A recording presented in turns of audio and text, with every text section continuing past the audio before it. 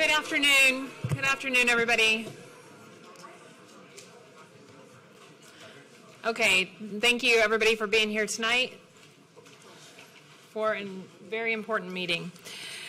The meeting is now convened. It's 5:06 p.m. I would like to ask that everyone please silence your cell phones. A quorum of the board members is present in the board auditorium. They are, from my right, Cassandra Ozanne Bandy, Michelle Cruz Arnold, Jeanette Garza Lindner, Angela Lamont Flowers, myself, Audrey Momanai, Rick Campo, Rolando Martinez, Paula Mendoza, and as I understand it, Mr. Ravon is on his way. I believe there are some public officials here in the audience this evening. So if you all will please stand and be recognized, that'd be great. Thank you.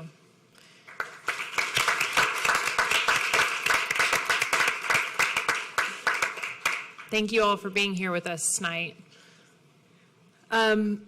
We'll now hear from registered speakers to agenda items in the order in which they signed in this evening, and we will prioritize public officials and students this evening. Public comment during school board meetings will only be available to those people who have signed up to speak prior to the meeting time per current protocol. Verbal and other disruptions by persons during the school board meetings are not acceptable, as they inhibit the board's ability to conduct business and the public's ability to observe those processes. Persons who participate in such behavior will be given one warning, and if the behavior is repeated, they will be asked to leave the meeting. Tonight we have 82 registered speakers who will be limited to 1 minute each per board policy, as we have more than 30 people signed up to address the board. We ask that you please stay on topic and refrain from naming individuals, especially students, as their identity is protected under the law, but you may name your own child. I ask that you please respect our procedures and the other speakers and end your comments promptly when your time has expired and the timer rings. This evening we'll start with public officials. I think our first public official that signed up to speak was State Senator Molly Cook. I don't know if she has arrived. I don't see her. Okay. Next, we have several HISD Board of Education trustees who are with us tonight. And we will begin with, I have Sue Dygard here, but I don't see her. So let's start with Trustee Donnie Hernandez, if you're ready.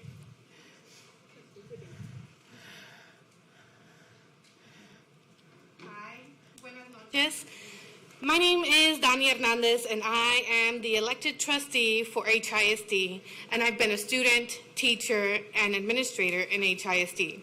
I ran for this office to make sure that HISD was more equitable, even at the most basic level of campus infrastructure.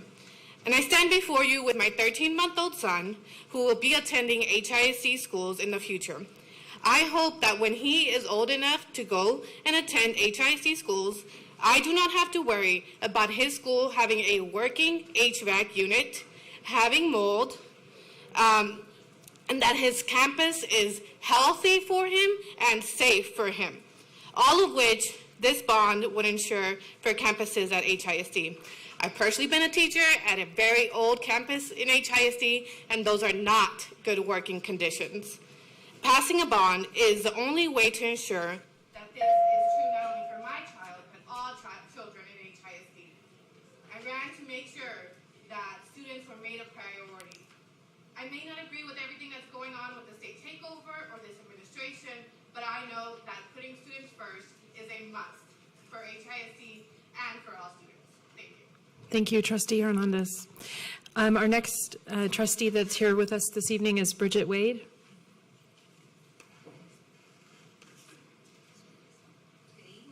Is it on? Yeah. Good evening, everybody. Good evening, Superintendent Miles and the Board of Managers. My name is Bridget Wade, and I am a first-term HISD trustee in District 7. I would like to first express my delight in the latest news regarding the student achievement, and would like to thank the families, teachers, and staff who have helped make our outstanding student success possible. With that, I stand before you in full support of the bond proposal before you tonight. This bond package brings important, long overdue improvements and resources to our students, teachers, neighborhoods, communities, and Houston at large. I look forward to checking the HISD box as a yes on the November ballot. Thank you, Trustee Wade. Next trustee who's here with us this evening is Myrna Guidry. Good evening, everyone. And I am so sorry, and it grieves my spirit. I'm going to turn this way because they've already made up their mind, right? It grieves my spirit to be the first trustee to stand up here and suggest no to this bond. But I'm going to tell you, I have real concerns regarding the bond. First of all, I don't trust that the identified campuses will be fulfilled because there are no checks and balances. Now, I know that they have the board here, but they hear from Mr. Miles. That's where they get their information from. And remember, please don't forget the fact that this board did away with the financial checks and balances on the administration. There is none. So any information you get will come from Mr. Miles, and it will be presented to you the way he wants it presented to you. And lastly, I have a concern about no tax. Let's be real. There will be a tax increase. How do you get $4 billion and not increase taxes? Somebody explain that to me. It will be a tax increase. They'll be gone, but the next administration will have to take care of. Look at your tax rate. It says 0.868300. In 4 or 5 years, it's going to be double that because of this bond. If it's going to be a bond, we the people probably an increase in taxes, we probably wouldn't even mind because it's for the children. But tell us that. Thank you, Ms. Guidry. And tell us that there will be no tax increase. Thank you. Our next speaker, I see is Sue Dygard, Trustee Dygard. She's...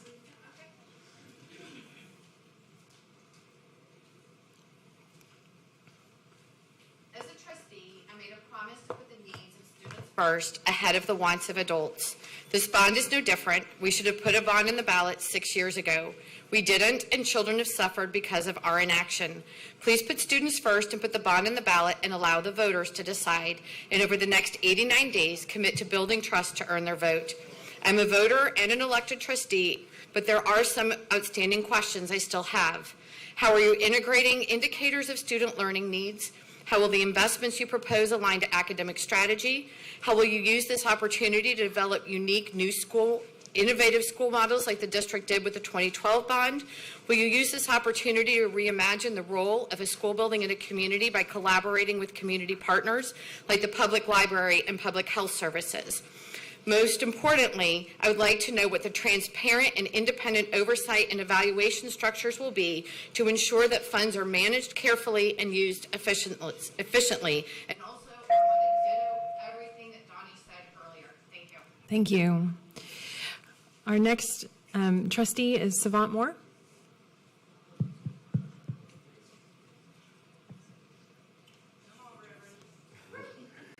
Good evening. I'm tired. I just drove 24 hours from Washington, D.C., but I had to be here. My son started at Howard University.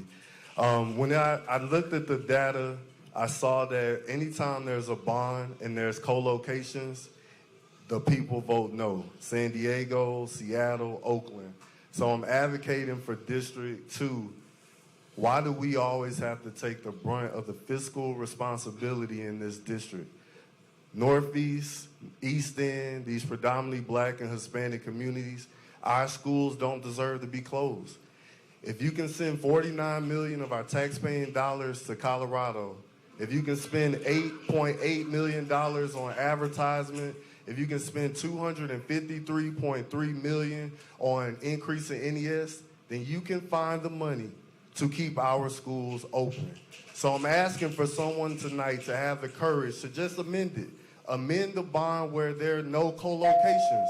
Because I drove all over this city, and it's just funny to me that on the south side and on the west side, there's no schools being closed. But on the northeast side, the predominantly black district, predominantly Hispanic district, those are the schools that everyone wants to close. Why did I serve my country, use my VA loan, and now my son can't even get on the bus because it's 3 miles to go to Carnegie? My property value is going to go down because you're going to close my neighborhood schools. So I'm just advocating for my community, so I ask that you do the same.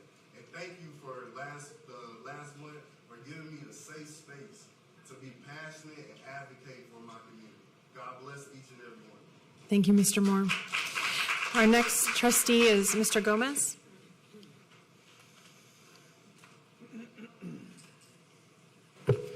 Thank you. A friend of mine told me the other day that he would like to support HISD students as much as possible while helping Mike Miles as little as possible. And I believe that this bond is a perfect way to do that. This bond is about physical infrastructure that's going to give students a safe place to learn. By the time the projects are done, Danny's child will be in HISD and Mike Miles will not be. No offense. This bond is about, when we're talking about it, we're talking about clean, lead-free drinking water for students. We're thinking about AC and school safety enhancements, including single points of entry. And to give that last point some more context, I want to give a solemn reminder that we live in a state that has insanely lax gun laws that make all of us unsafe. And I've heard some people say, well, yeah, the bond is necessary, but we should do it after the takeover, after Mike Miles is gone for real. The problem with that way of thinking is we thought the same way after Harvey, and after COVID, and now with the takeover. And in a few years, people will come up with more reasons to tell students no.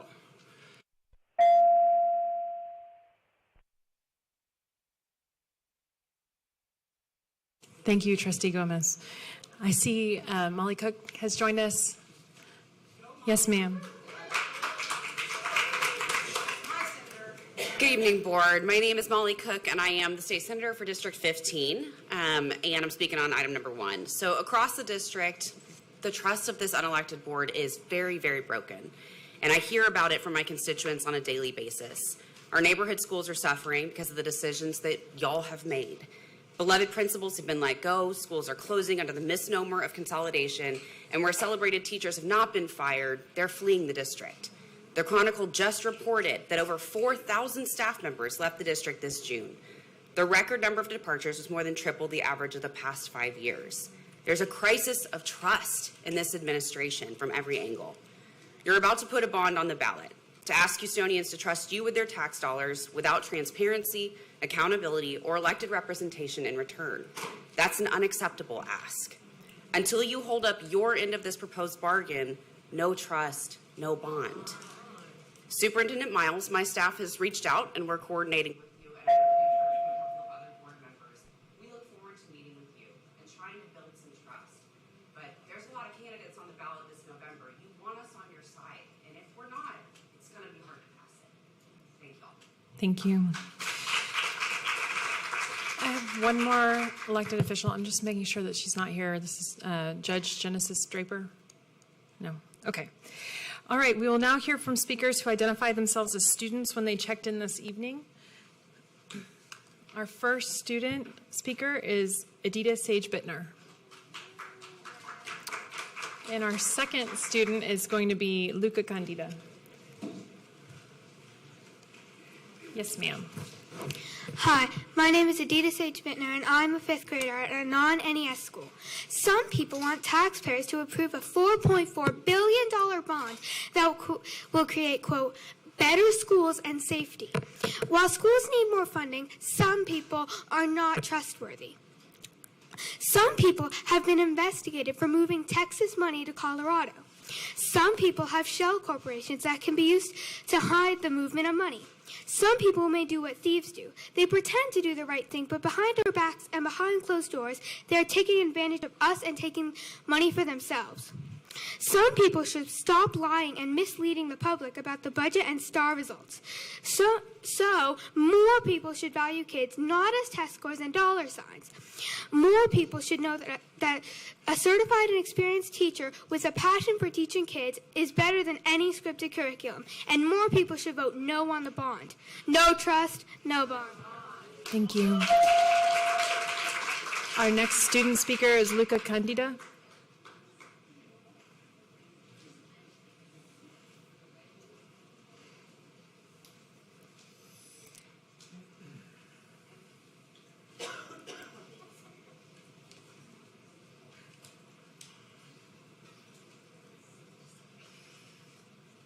You can go. Translation? He's speaking in Spanish? Okay, very good. Yes, sweetie, go ahead. Mi nombre es Luca Cándida. Me han enseñado que cuando tienes algo valioso debes tener cuidado con quien se lo confías. My name is Luca Candida. I've been taught that when you have something valuable, you have to be very careful who you trust it with. El señor Miles ha demostrado que no se puede confiar en él. Mr. Miles has shown us that we cannot trust him.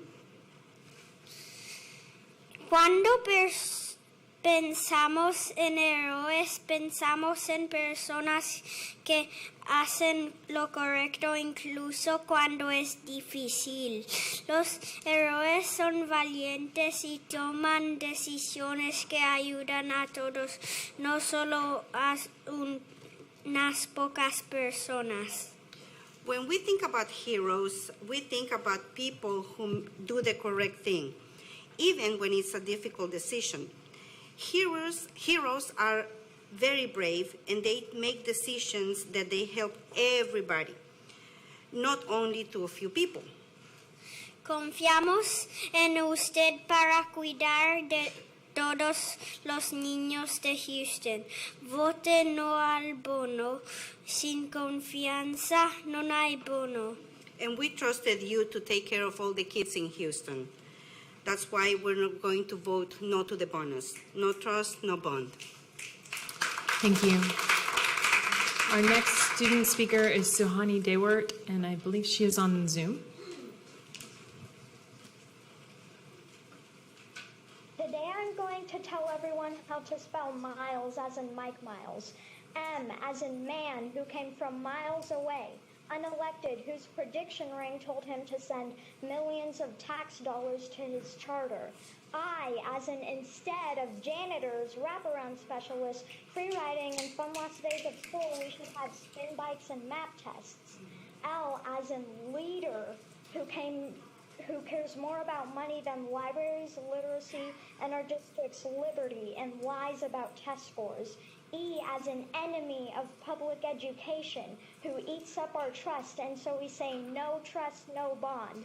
S as in sorry, your superintendent cares more about schools' test scores than the students taking them and listening to our speeches. And since you aren't listening, let me say no trust, no bond. No trust, no bond. No trust, no bond. No trust, no bond. Thank you. I think that concludes our student speakers. Ms. Smith, is that right? Okay. We'll now turn over to the Bond CAC Committee, who a number of folks are here with us this evening. And I believe the committee is coming up as a group to speak. Is that right? No? No? All right. Okay, very good. Then our first speaker is, our first agenda speaker is Bob Harvey. Sorry, President Momoni, they're registered speakers individually as CAC committee members. Oh, they are. I'm sorry, Mr. Harvey. I guess the CAC has been identified for me, but our first speaker who's on the CAC is Garnett Coleman. And I'll call y'all in order here.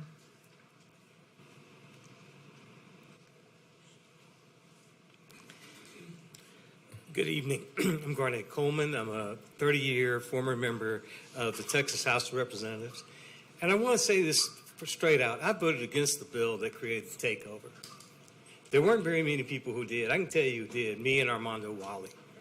But I can tell you this, Mike Miles didn't put that bill on the floor. Governor Abbott did. And it was brought by Marath. That's past history. It's done. If somebody really wants to do something about that, talking here makes sense, a good message. But go up to the legislature in January, get somebody to file a bill, Molly, to undo what was done. In the meantime, let's get about the business of fixing our schools. Because quite frankly, the children can't wait, and the teachers and staff can't wait to have safe and healthy buildings, safe and healthy classrooms,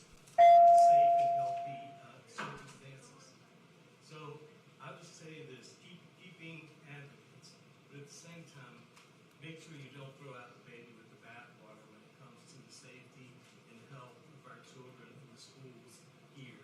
Like I said earlier, there should have been a bond for this one. There were problems, and that couldn't be done. So now it can be. So separate the two issues. Let's pass the bond, and then go to the legislature and solve the problem. Because this problem was created this way. Thank you. Thank you, Representative Coleman. Our next speaker from the Community Advisory Committee is Bob Uri. Thank you for letting me have the opportunity to speak to you. As a member of the Community Advisory Committee, I appreciate very much the ability to serve some observations that came. I sat on the Bond Oversight Committee for the 2012 bond election. And I think there's a few takeaways from it, but I tell you the big one is very much HISD has to continue to invest constantly in its campuses. We have over 270 campuses. You just can't shut off the money to it. You have to keep going in order to make it work.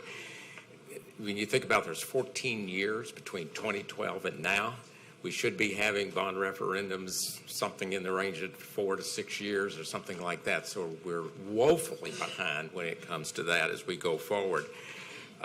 We must put this vote before this issue before the voters, set the election, and let's go.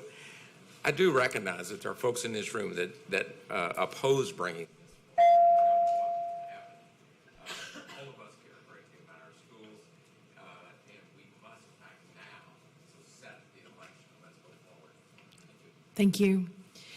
Our next speaker from the Community Advisory Committee is Eileen Harrell.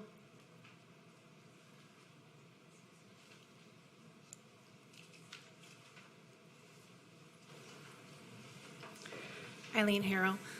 This bond is a desperately needed investment in our students and our community. This bond is not about the 10 people in front of us. It's about our kids. The 2012 bond was implemented by 4 different administrations. The majority of projects in this bond will not be shovel-ready before Mr. Miles' contract expires in August of 2026. If this bond fails, however, there is no magic money to fix our system-wide HVAC, water, and security issues. We will be condemning our kids and our teachers to moldy and roasting classrooms.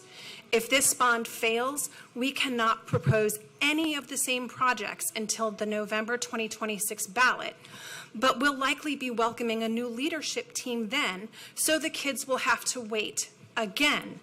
If this bond fails, it's going to be really hard to advocate in January at the state legislature for money for our schools if we won't support our own schools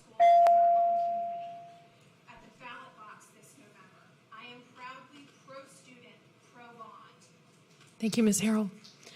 Our next Community Advisory Committee member here to speak this evening is Marcos Rosales.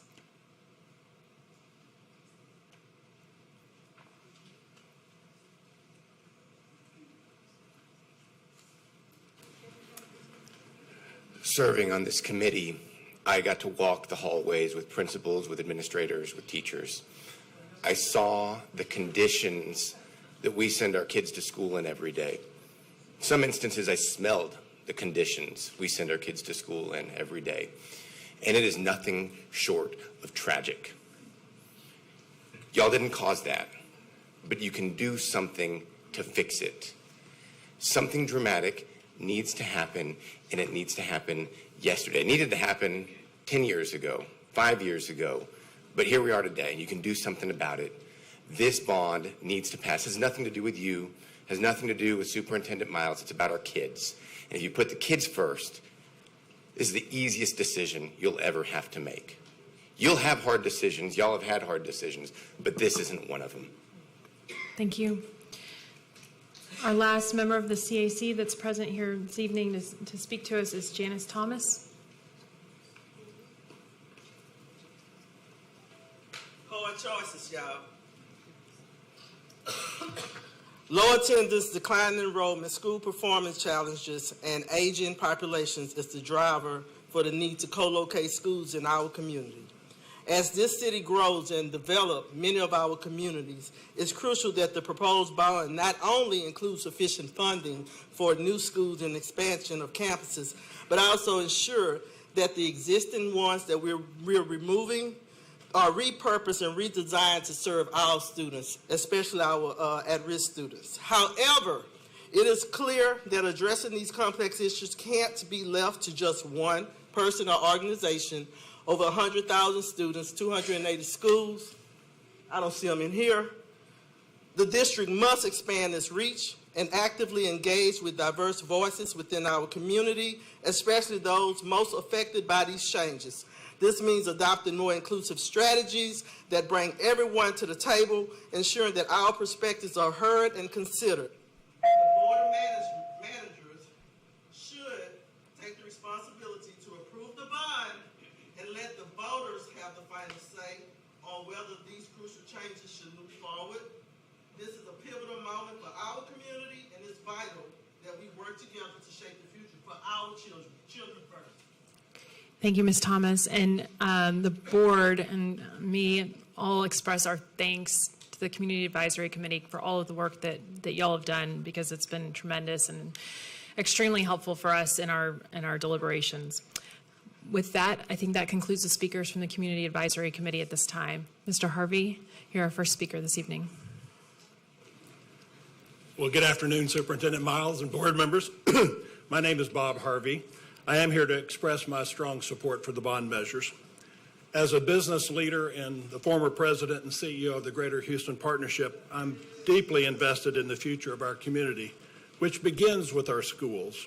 Our kids and their teachers deserve school environments that are safe, healthy, and conducive to learning. In addition to addressing the poor conditions at many of our schools, I support the district's planned investment in high-quality career centers. The construction of regional CTE centers will enhance opportunities for dual credit and industry-based certifications that align with high-demand living wage jobs. This will not only prepare students to thrive in tomorrow's workforce, but also bolster our local economy. So let's invest in our students, support career and technical education, and build a brighter future for our community, and not let adult politics stand in the way. Thank you very much. Thank you. Our next speaker is Michelle Williams. And I should have done this earlier, but if folks who are speakers 3 through 13 or so wouldn't mind coming forward, that'll help us this evening. Yes, ma'am. Good afternoon, Michelle Williams, Houston Education Association. Martin Luther King said, "Darkness cannot drive out darkness, only light can do that." Under the appointed superintendent's leadership, HISD non-renewed 205 teachers, of which 131 of those teachers were African American. In 2023, African American teachers represented 35% of the teacher demographic, yet they represent 63% of the teacher terminations. Teachers in HISD are beyond tired of the unethical conduct of the current leadership. I've filed a formal complaint asking TEA to investigate the West Division leadership, your colleague Angela Flowers, and HISD's process for non-renewing teachers, but specifically African American teachers.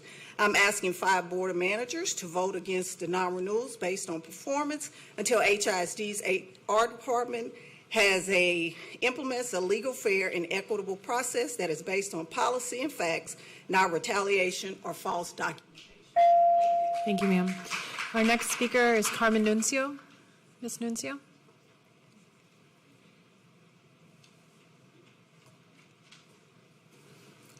Good afternoon. My name is Carmen Nuncio, and I would like an explanation as to why the superintendent feels that we should cut the grass at our schools. For as long as I can remember, the district has been responsible for that. What is it that you're doing with our money, that you don't have money to keep our schools up? I don't understand that, and I would love an explanation. School starts Monday, and our yards look horrible. School starts Monday, and some of our schools have not had a principal assigned. I'm suggesting that maybe we could pitch in some money and buy you a lawnmower, so maybe you could go help us cut the yard. And I pray that God forgives you for what you're doing to our kids, our community, our principals, and our teachers. Thank you so much. Thank you. Our next speaker is Catherine Perez. I worked at Askew Elementary for 18 years, and I am one of the 2,000 teachers who left the district this summer. I think about how many teachers in that group were like me, with 10 or more years of experience, and especially the ones who, like me, were woven into the fabric of their communities.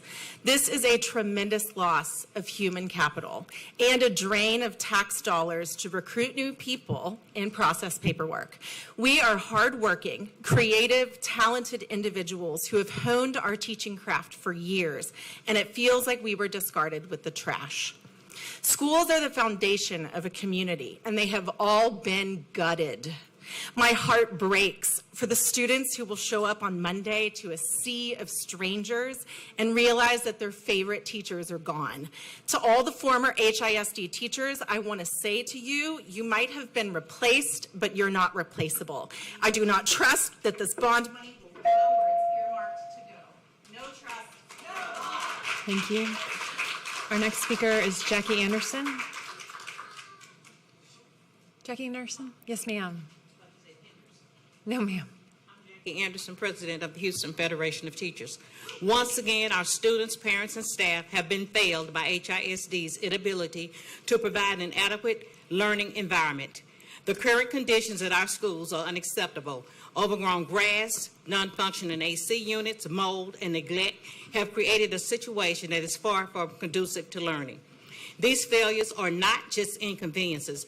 They are symptoms of a deeper problem that has persisted far too long. It is the harmful effects that this administration has inflicted upon our community. Our students deserve better.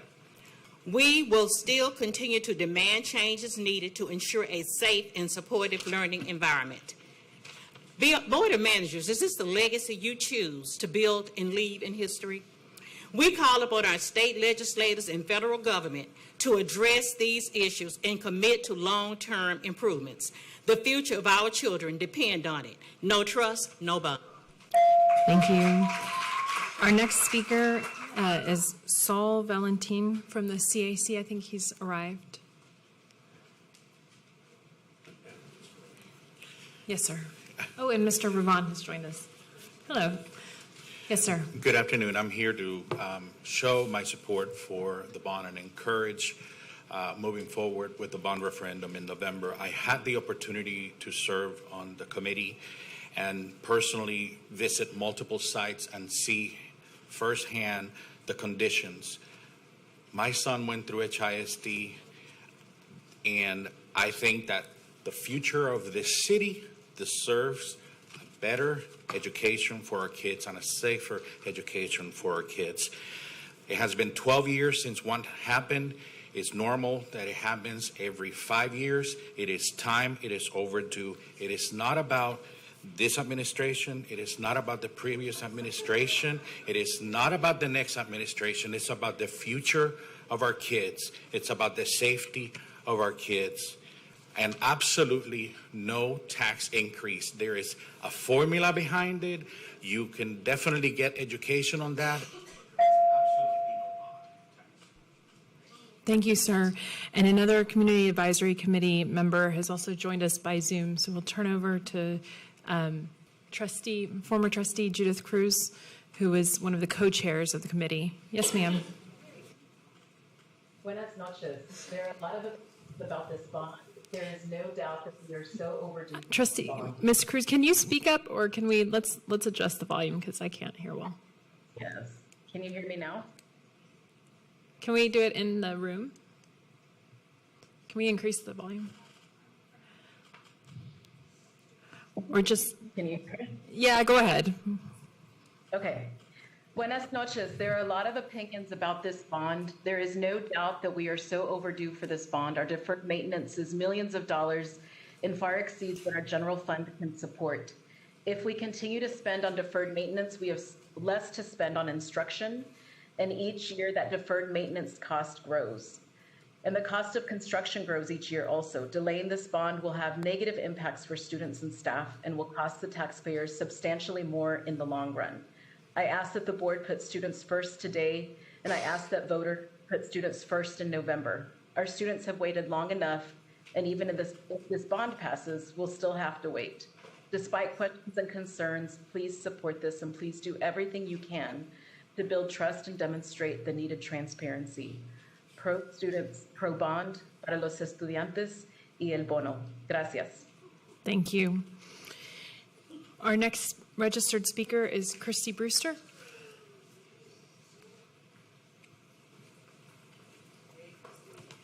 I'm Christy Michelle Brewster, your certified retired school nurse of 35 years. In my wildest nightmare, I never dreamed our beloved HISD would be in this disarray. But y'all made it happen. Large amount of certified qualified teachers, librarians, and principals pushed out. Our money situation is looking mighty funny. Test scores, the math is not mathing. Maintenance department, where is it? Do we have POs at the campuses? And why are our schools, our campuses looking like pending foreclosure, Section 8 property? But you made it happen. We know Abbott created a noose. We know he delivered it to Marath and TEA to bring to you, and you instructed to put around the neck of HISD. But that's okay, because we the people, you have solidified us, all the zip codes, and we're going to tap dance, line dance down to the ballot box. Thank you, ma'am. Our next speaker is Jasmine Colvin.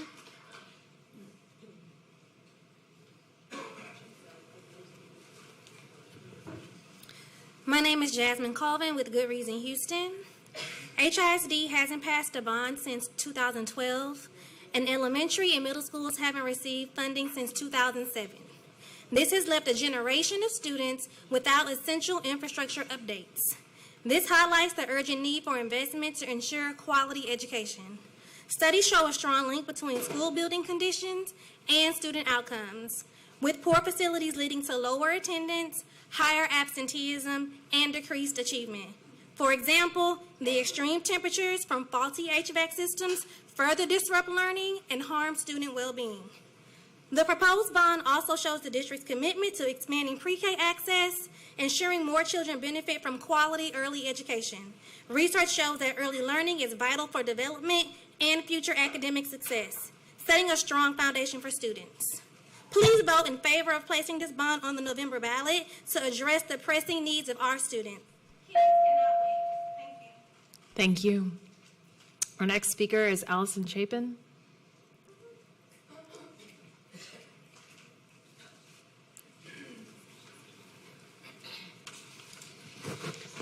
Good evening. My name is Allison Chapin. I'm a former HISD teacher, and I'm here to ask you to vote no as far as putting the bond on the ballot. I want to talk to you about swag. Remember, there's so much money being spent on swag in this district that schools are being told you can spend $30 per teacher per year on food, swag, whatever you need. But I'm looking at your cups right in front of you, and there was plenty of money for that. There was plenty of money for matching T-shirts at the convocation, not to mention the whole production in which two of his sons were paid money, or no, 2 songs were done by his son. So I'm sure there's cash going that way. I want to know why our schools look so horrible, why there are not maintenance people out there cleaning up. It's been a month since Burl, a month and a half since the director. Also, I want to know why the co-locations still appear on this budget for your bond. Why are you supposedly going to co-locate schools, and yet you're still spending millions of dollars on security upgrades? Thank you. Our next speaker is Jesse Brown.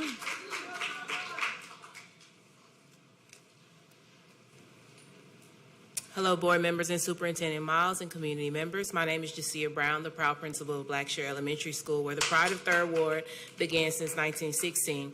Our school was named after Edward L. Blacksher, a son of enslaved parents from Montgomery, Alabama, who became the first principal of Emancipation Park School before becoming a principal of Prairie View A&M University.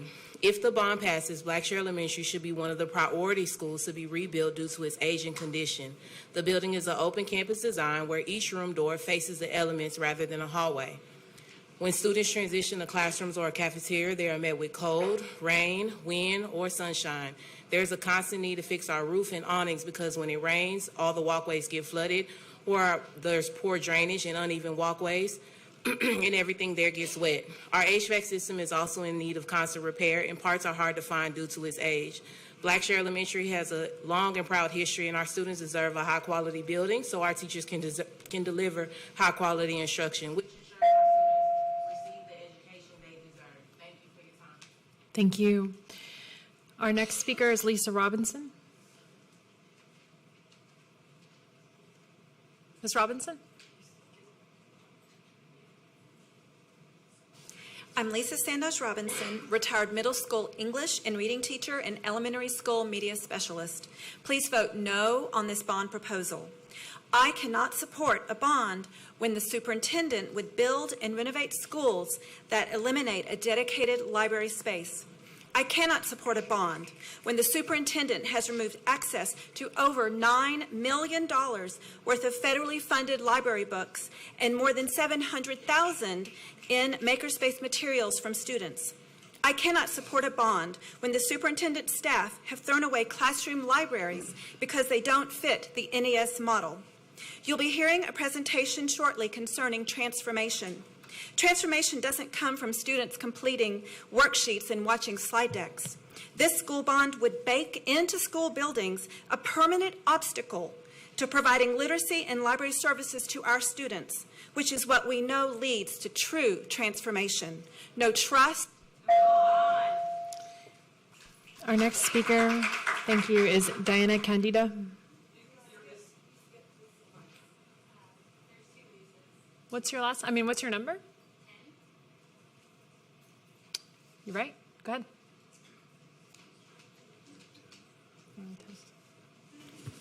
Okay, my name is Lisa Weiss. I'm speaking on behalf of Esther Uribe, a former HISD librarian, and she was a finalist for the HISD Librarian of the Year.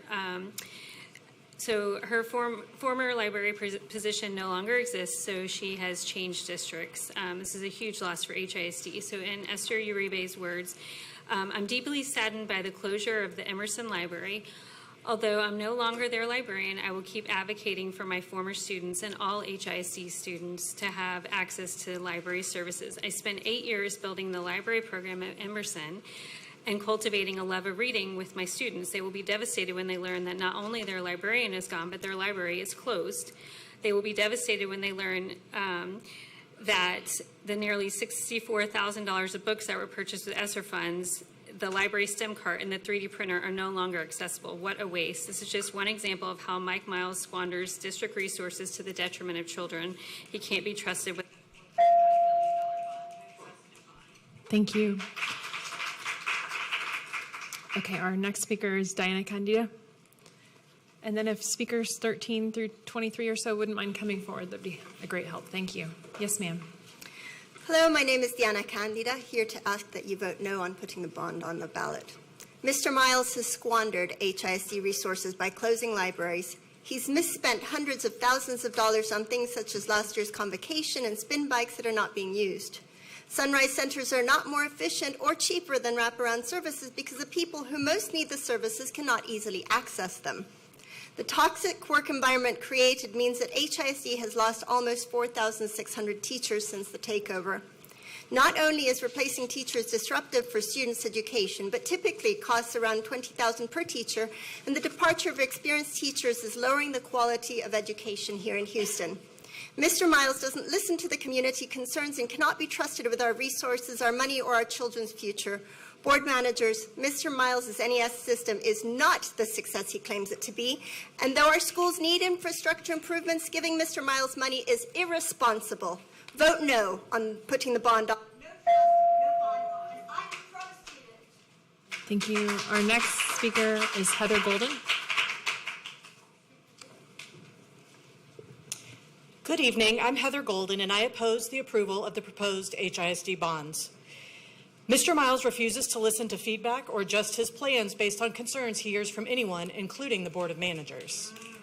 The bond committee brought forth suggestions based on hours of public testimony and research. None of those suggestions were incorporated into the proposal you're voting on today. Miles has a history of impulsive decision-making. He told DAC in December that HISD could only afford an additional 40 NES schools for this upcoming school year, and he added 45. He moved EOY testing dates at the last minute and abruptly ended the decades-old practice of half-days during finals for high school students. He changed lead at least 9 times and called beloved principals in to ask for their resignations before STAR testing results were available. Miles has shown an inability to create a thorough plan and follow it with fidelity. He is overspending on NES. He is allergic to feedback and community concerns. We cannot give him more money to squander. Listen to the community. No trust, no bond.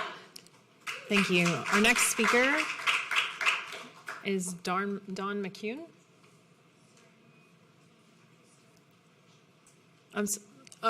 No, come on. We'll switch the order a little. Go ahead. Okay.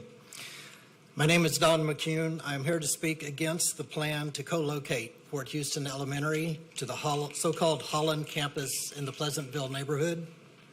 For the Port Houston community, this means the closure of their neighborhood school. Hiding a school closure in a bond vote is deceptive, cruel, and divisive. The most obvious problem with this plan is that there is no safe pedestrian route for children from Port Houston to the new campus in a different neighborhood.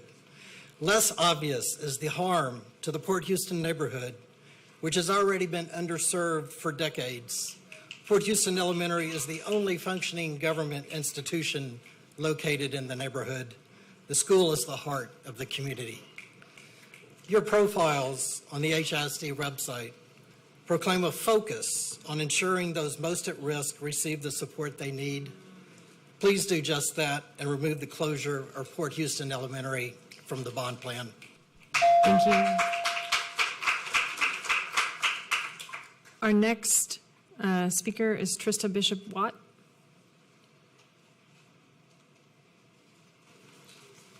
Good evening. I'm Trista Bishop-Watt with Houstonians for Great Public Schools. HISD has faced many challenges over the last decade, but none more pressing now than crumbling infrastructure, which places students and teachers at risk every day. I've attended every HISD board meeting since 2018. I've watched past boards and administrations consider pursuing a bond only to ultimately find reasons to delay. There will always be hurdles, but we must remain focused on what's best for kids. At a bare minimum, every child deserves to learn in a safe and healthy school. The district has not meaningfully invested in its facilities in over a decade. This is evident with the dilapidated conditions, ineffective HVAC systems, and unsafe levels of lead in schools. HISD's aging facilities have reached a critical point, and we can no longer afford to wait. Our kids cannot wait. We appreciate the work the administration and Community Advisory Committee has put forth a bond proposal without a tax rate increase, and strongly urge the board to allow voters the opportunity to invest in our children. Thank you. Our next speaker is Dr. Ruth Hoffman-Locke. This administration has presided over a record 42.7% teacher turnover, budget deficits in the hundreds of millions, millions spent on unnecessary and unneeded equipment, multiple investigative reports of unethical and illegal business practices, rewarding employees who berate teachers and principals with salaries over $200,000, a pattern of consistent misrepresentation of research presented as justification for drastic and harmful changes to instruction, and manipulating test scores by limiting student enrollment in courses that would advance their college and career readiness. No rational person would look at this record and conclude that the administration can be trusted with $4.4 billion. No matter what Lone Star governance said. There is no way to claim plausible deniability at this point. Enabling this administration constitutes willful negligence, which means you are each personally liable for not stopping the harm that is being done. Personally liable. I hope you will not submit yourself to that liability by voting to approve this. Thank you. Our next speaker is Corey Flores.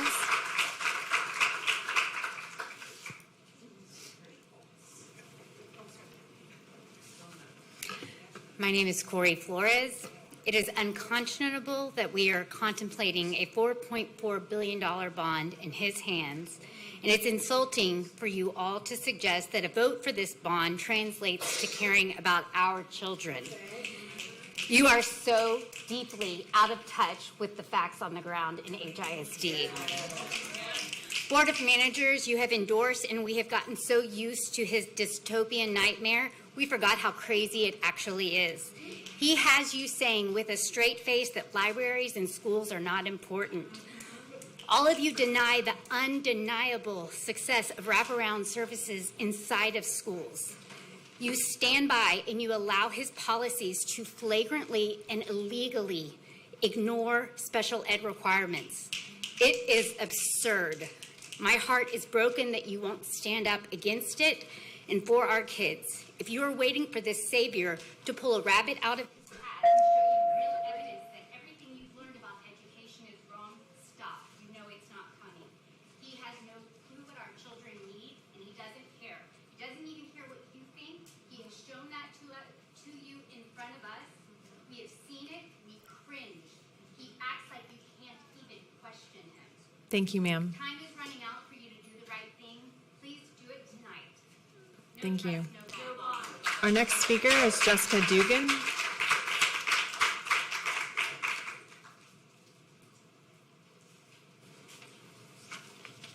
Yes, ma'am. My name is Jessie Dugan, and I have two twin 4-year-olds, and one of them has autism, and they'll be in HISD next year. So let me get this straight. Greg Abbott figured he'd bring his date, Miss Project 2025, early to the party. Why wait until after the election to destroy public education when he can do that in Houston right now? So he staged a hostile takeover of the largest public school district and sent in this hatchet man and his team of rubber stamps to wreck the place. Libraries are gone. No more books. No more disability accommodations. A third of teachers are gone. Half of principals are gone. They are experimenting on our kids using untested curriculum. They've already been caught funneling millions of taxpayer dollars out of our state, and now they want more money? I'm sorry, but I'm not buying what any of you are selling. No trust, no bond. Thank you. Our next speaker is Sarah Sam. Hi, my name is Sarah Sam, and I'm a registered voter and community member speaking against the bond. I have a background in higher education, and as a community member in District 7, I have a vested interest in the future of our schools. I learned about the TEA and HISD takeover just days after moving my family to Houston. Since then, I've talked to friends and neighbors about the state of the district and watched as this Board of Managers strips away student services. I've watched teachers choose between signing unfair job contracts and supporting their students. Enrollment is down, teachers down, libraries closed down, custodian benefits are down, wraparound services are down, everything is down but the deficit. We as taxpayers should not be required to fuel this money laundering operation with the largest bond in HISD history. No trust, no bond. Thank you. Our next speaker is Brooke Longoria.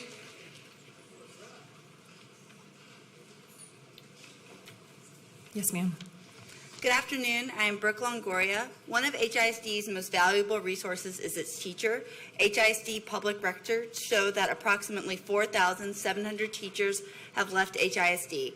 I would like to address Superintendent Miles' statements in recent Houston Chronicle articles and the CityCast Houston podcast from this week. Superintendent Miles, you say that you are discouraged when staff separation numbers are exaggerated. These numbers are from HISD. If they are incorrect, I ask that you please correct the record. Superintendent Miles also states that 1,400 teachers were let go because of performance issues. So if we do the math, that leaves approximately 3,300 teachers, and let's say 300 retired for normal reasons, then there's 3,000 voluntary separations that are unaddressed. This is an unprecedented number that worries every parent I know. You said this is a retention, that it's not a teacher retention matter, it's a recruitment matter. Board of Managers, there's isn't a deep well of talent to pull from. There are not experienced teachers waiting in line to replace what we've lost. With this resources misused, we do not trust you with the resources for a bond. No trust, no bond. Thank you. Our next speaker is Sarah Rivlin. Yes, ma'am. I had heard that Miles was intentionally planning to make teachers' lives even worse this year, and he has. He's completely above the law, and he's already using that immunity to openly violate every single teacher's contract by setting working hours above the legal limit.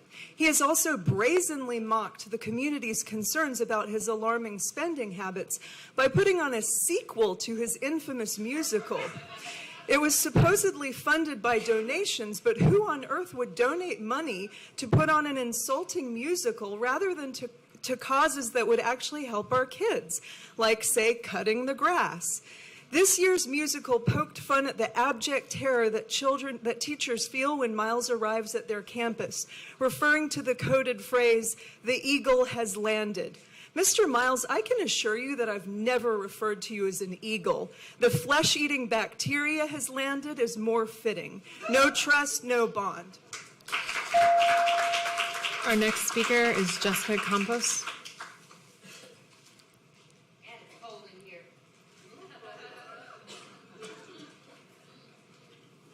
Voy a decirlo en español, por favor, ¿me pueden dar mi tiempo? Okay, let me get a translator. No necesito I will always translate myself, thank you.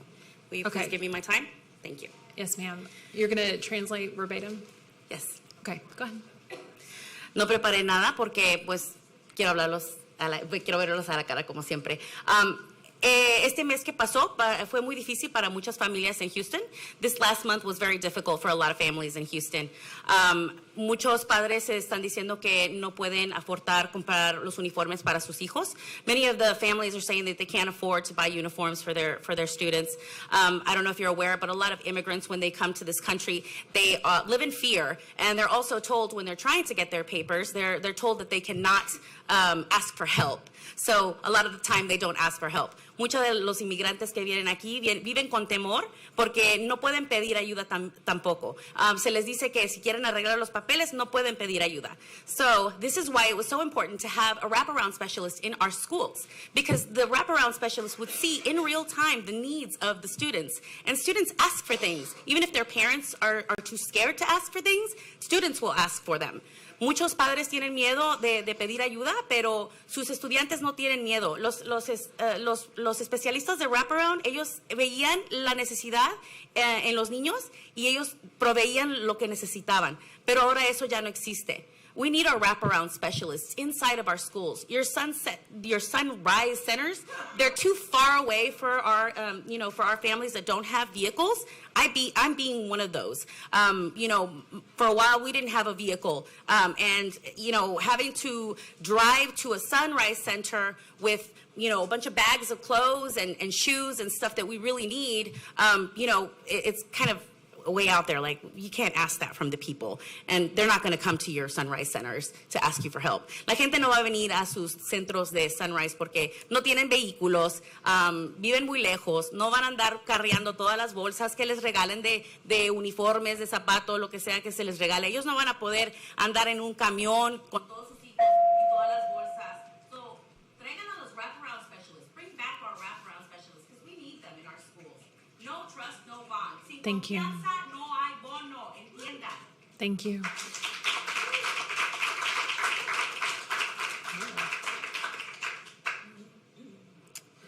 Our next speaker is Ellen Walter, excuse me. Yes, ma'am. When STAR results came out, it was reported that all grades 3 through 8 reading scores are now above pre-COVID numbers. I looked that up. In 3rd grade, we passed 2019's reading percentage for approaches or above by 1%. However, that's only taking into account English as a first language children. Spanish speakers met approaches by 68% in 2019. In 2024, they only met it by 48%. Once again proving that Miles and his curriculum is only for children, or is not for the children who truly need help in our school district. If Miles will only report the numbers that make him look good, how can we trust him with anything he is doing in the community? He has given us no bilingual support, no libraries, no disability support, so we have no trust, no bond. Thank you. Our next speaker is Camille Bro.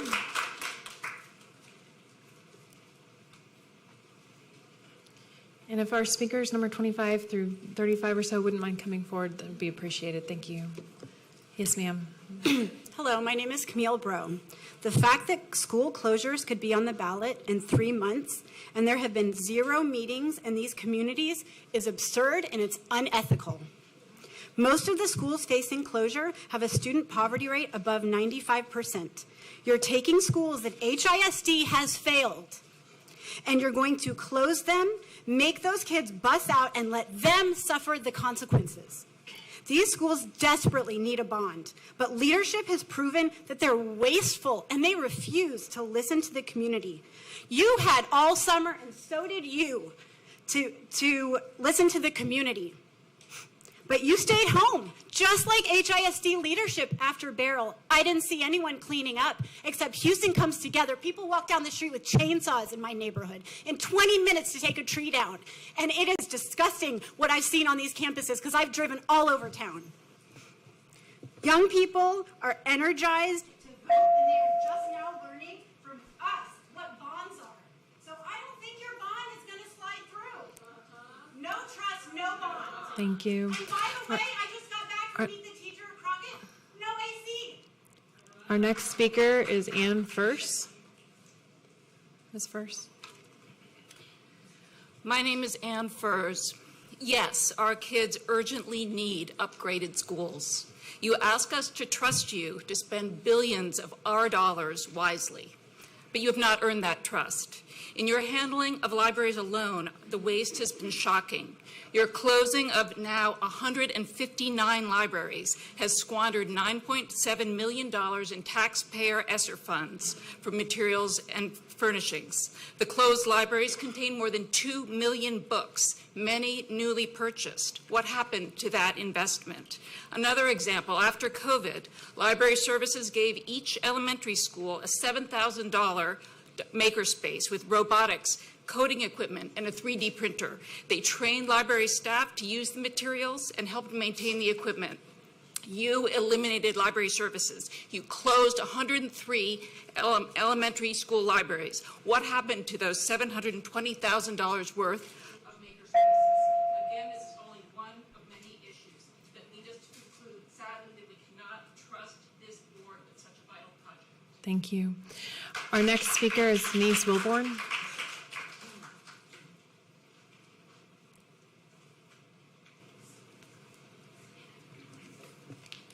Yes, ma'am.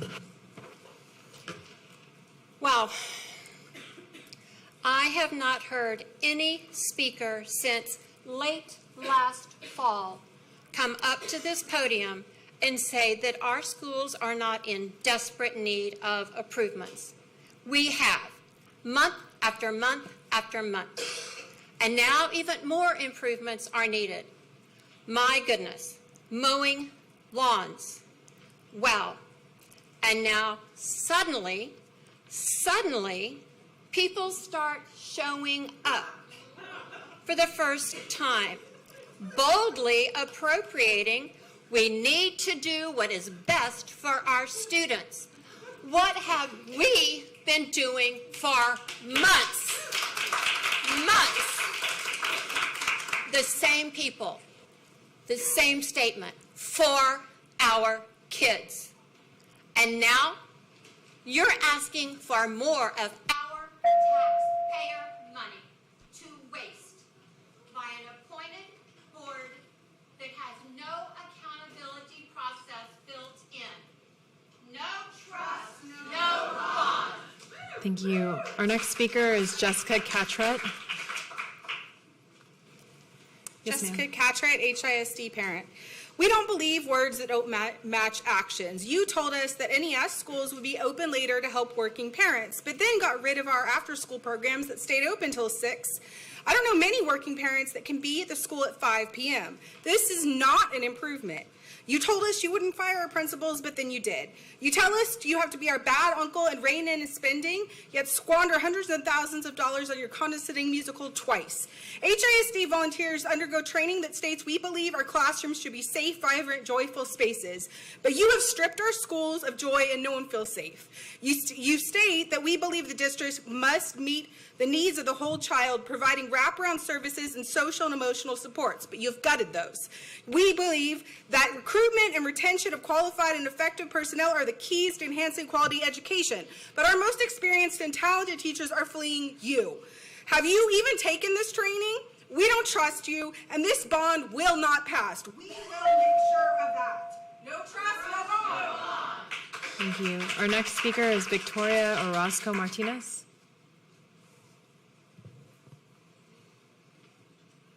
Yes, ma'am. Good evening, esteemed board members, Superintendent Miles, and community members. My name is Victoria Orozco Martinez. I'm the principal of De Zavala Elementary School, located in the heart of Magnolia neighborhood in the southeast end of Houston. De Zavala Elementary is not just a school, it's a historical landmark. Built in 1920, it was one of the first schools that provided bilingual education to our community. For over a century, it stood as a beacon of learning and community spirit. The walls of our building have witnessed generations of students embarking on their educational journeys, forming lifelong friendships and shaping their future.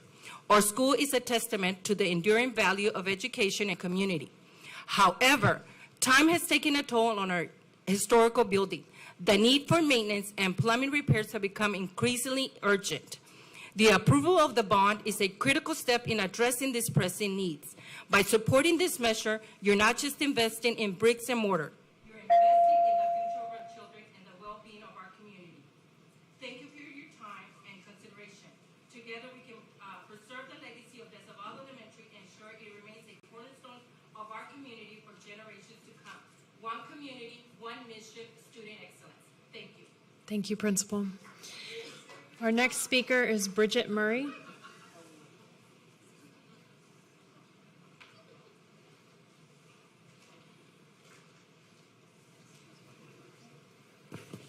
Good evening. My name is Bridget Murray. I'm president of the Pleasantville Area Super Neighborhood Council.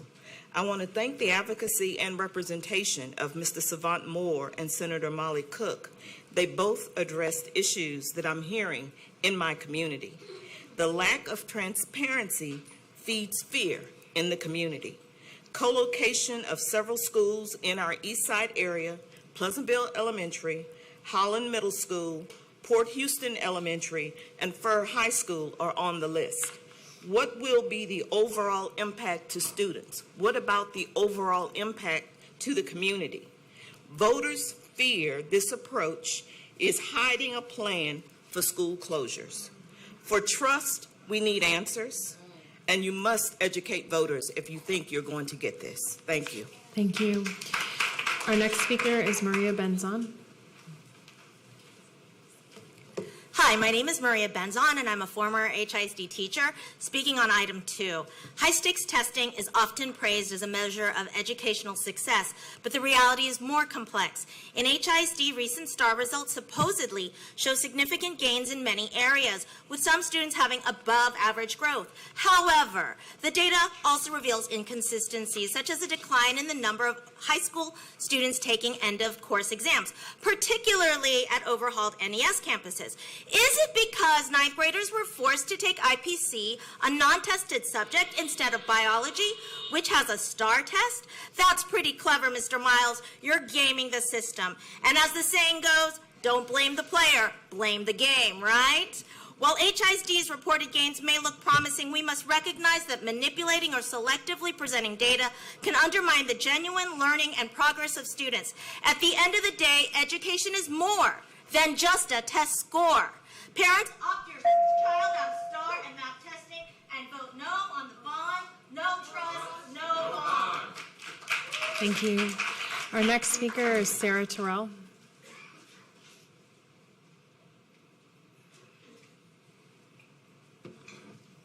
Yes, ma'am.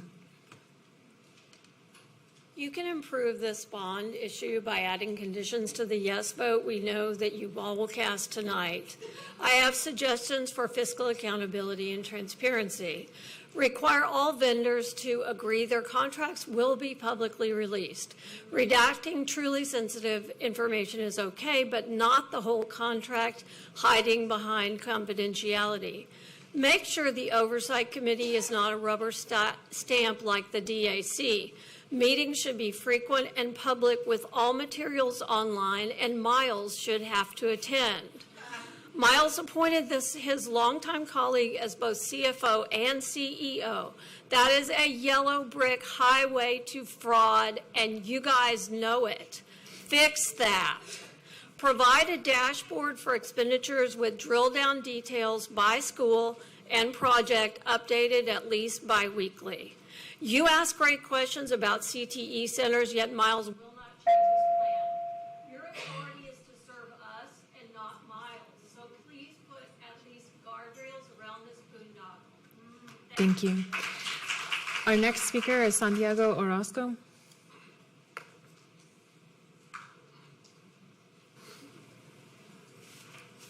Hello. Yes, sir. My name is Santiago Orozco. This is actually my first time speaking here, and I want to thank the superintendent for teaching me where this building is, because now that I realize where it is and how close it is to me, I definitely want to come here and talk more. I am the proud product of public schools. I moved around a lot growing up, but I must say that the teachers that I had growing up were the ones that helped me get to where I am today, and I put my trust in the teachers. I put my trust in my community. I put my trust in the staff at the schools who are telling us that we cannot trust the leadership of our district right now. We cannot trust the leadership of this district to allocate our money, our resources to continue making decisions for our students and our future. And I also want to remind everyone, we're talking about the students that we all care about. They're here in Houston. They're not in Colorado. So I want to remind y'all that so that y'all know that the money has to stay here in Houston, has to stay in Texas. So no trust, no bond. Thank you. Our next speaker is Ruth Kravitz.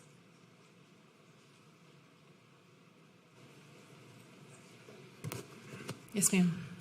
Good evening. Our kids can't wait for the adults in charge to give them back their libraries, protect music and the arts, and allow books to be read in class.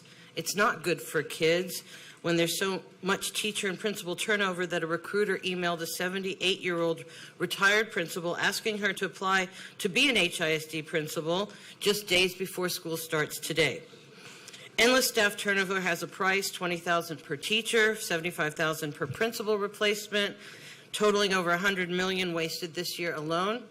And there are many cuts. I'll talk about one, reducing college advisors from 96 to 36. I remember a student I taught, his dad was in jail, his brothers were dealers. The college advisor and I spent 3 years, building his confidence, teaching him and helping him with applications. This support paid off. He went to Cornell, served in Iraq, earned a master's degree, taught at West Point, and he now gives back to kids just like him. Who will help young men like him now? Too many missteps. Please vote no on the bond. Thank you. Thank you. Our next speaker is Cheryl Hensley. Yes, ma'am. Good evening. Cheryl Hensley, librarian. Thank you for the opportunity to speak. Well, the data's in last month, or when I spoke at the board meeting, I showed there was less than 40 librarians left in the district. Well, I was wrong. It's less than 30. There are 16 elementary school librarians, 4 middle school librarians, and 4 high school librarians. This affects most of the brown and black schools and students in their communities. I'm sure most of your kids don't attend some of those schools. 2 months later, 2 months earlier, the jobs for postings for the library management are still there. Nobody's been appointed for those positions. So there's a reason why that these positions are not being filled. HB, House Bill 900, requires a trained professional that oversees the collection at every single school and your district. You're out of compliance. Data shows the importance of the library for all students. All students deserve the right to read. Students first, check your libraries out. Thank you. Our next speaker is Sean Leader.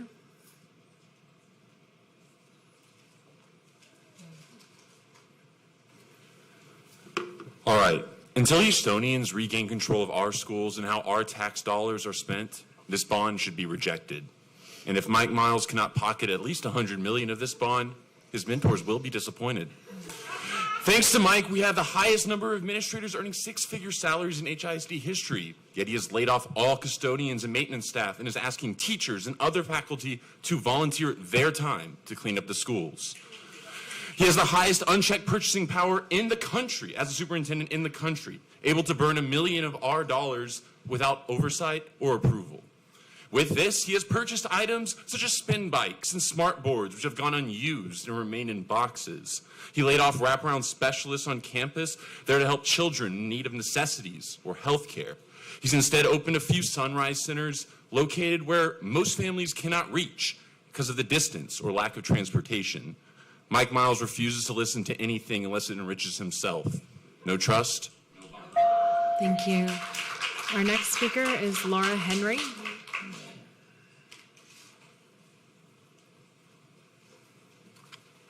Hi, I'm a teacher who left voluntarily because, as you've heard Miles say, if you're in it for the kids but you're not totally with the system, it's time for you to go, and I'm not with this system. I do want to talk about teacher retention. In a recent interview, he said, Miles said that instead of focusing on teacher loss, he wants to focus on the fact that we're drawing a whole bunch of teachers to HISD. Those people that haven't taught yet are not yet teachers. So Miles should have said we're drawing a whole lot of people to HISD. If the superintendent believes that a person who has never taught before can help students succeed in an advanced class, he's mistaken. Experienced AP teachers understand their content, they know their students, and they know their test. They score the test. They can't be replaced by somebody that's not taught before. No matter where our kids go to school, whether it's the 39% at Chavez, the 44% at Milby, or the 99% of Carnegie that have already passed the STAR, they deserve more than STAR worksheets. That's what they're getting. Thank you. Our next speaker is Laquita Barnes. Hello, I'm a parent, former HISD educator, and a business owner. This is my first time speaking, but it won't be my last. I've been advocating for your removal ever since you've been here, and your administration, everything you have done has made it so much easier. So that is the reason why I vote no for this bond, and I ask that you consider it as well. Today, we are voting on a bond, one that will close schools in the disguise of the word co-location. Think about the areas that they're trying to do that in. Another one is flexible learning spaces and invest in technology. Yet, our kids in NES, they sit and get information and they do worksheets. I never did that when I was an educator. Also, these 3 CTE centers, doesn't that remind you of these Sunrise Centers? Sounds fancy and pricey, but then you get rid of wraparound specialists. How are you going to do that? So, I know it's going to pass today, but I want to ask my Houstonians, especially those 7,000 that you terminated or they chose to leave, that you will have your voices heard in November. So vote no for the bond. Thank you. Our next speaker is Liz Silva.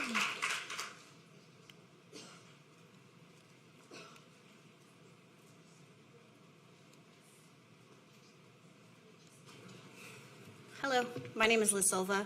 HISD's recent spending practices have raised serious ethical concerns. Notably, funds intended for educational improvements have been misallocated, with a significant portion diverted to administrative costs, questionable contracts, and nearly $1 million worth of adult-sized spin bikes that aren't being used. That's fact-checked, and it's on the scoreboard. The misuse of funds undermines the district's commitment to enhancing student learning environments and effectively managing taxpayer money. The current bond proposal fails to address these critical issues.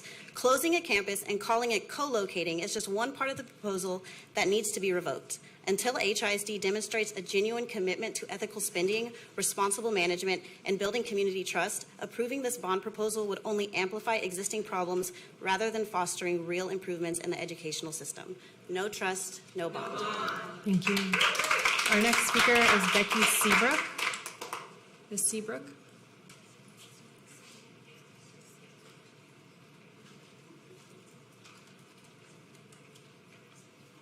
Yes, ma'am.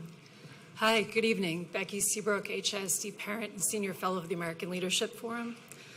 Earlier this year, you voted to approve the major NES expansion, that tanked the budget using the legally contested TEA school ratings.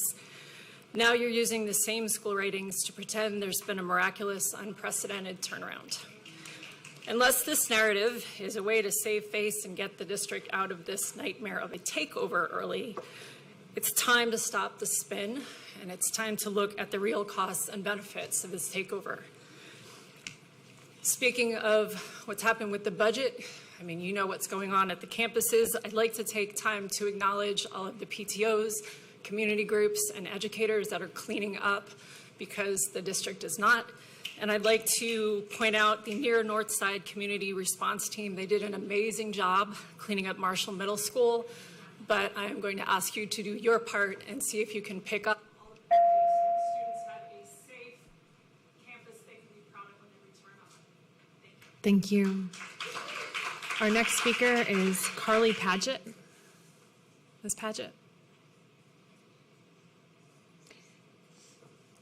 I think she's signed in. Maybe she's left. Okay. Our next speaker is Anna Michelin. Is she here?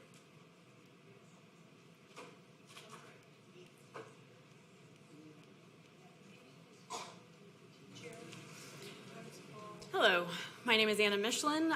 They wouldn't let me in, even though I'd signed up. I had nothing prepared, so I wasn't planning on speaking. So whoever's plan that was, there's plenty of open seats. I was very confused. So I'll just keep doing the signing up, but not needing to create a speech, but in order to get in, to watch the things, I have to sign. No sense, nonsensical. Thank you. Okay. Thank you, ma'am. Our next speaker is Raquel Dow. Ms. Dow? Okay, and I think I saw, yes, are you Ms. Dow?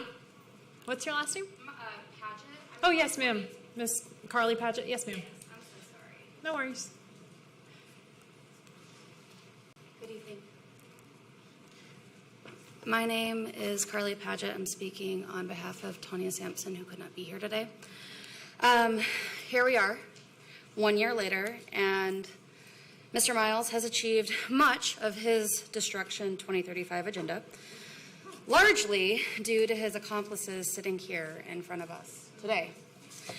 The Board of Managers have either deliberately allowed Miles to inflict harm on Houston's children, or members simply have a reckless disregard for their duty.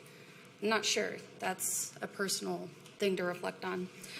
A year ago, you may have been able to claim innocence through ignorance. You have no excuses now. I doubt any of you would trust this man with your own money. Rick, would you afford your assets to Mr. Miles? $4.4 billion?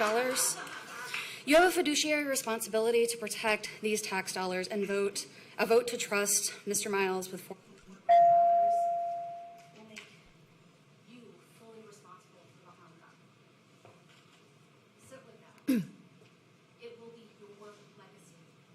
Thank you, ma'am. You have things to lose.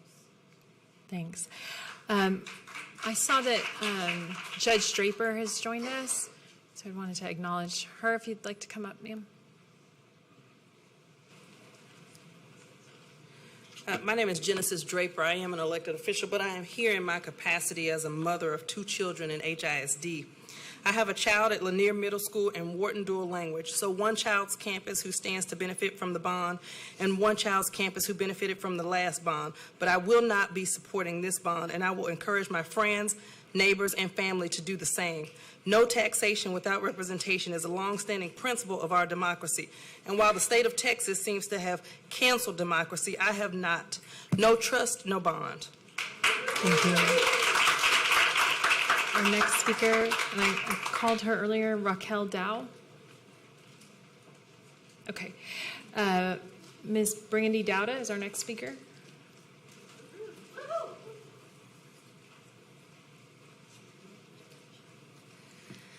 Good evening. I'm here to speak on the agenda as a concerned citizen. Mr. Miles, I'd warned you in May that we don't want you here, and we will fight you every step of the way. No trust, no bond. You want a $4.4 billion bond. What for? More adult spin bikes for elementary schools? You say the schools need repairs. I don't disagree. But can you explain why our schools look like they've been overtaken by a jungle when students are starting on Monday? No trust, no bond. The district has a deficit of roughly $500 million. Yet yesterday, you premiered a sequel to your $400,000 musical flop from last year. About yourself. That's weird. Who does that? Board of Managers. Did you just fall out of a coconut tree? Read the room. Your bond proposal will be DOA. This meeting is packed because we are asserting our rights the only way we have left, voting against the bond. No trust. Thank you. Our next speaker is Maria Castro Calzada.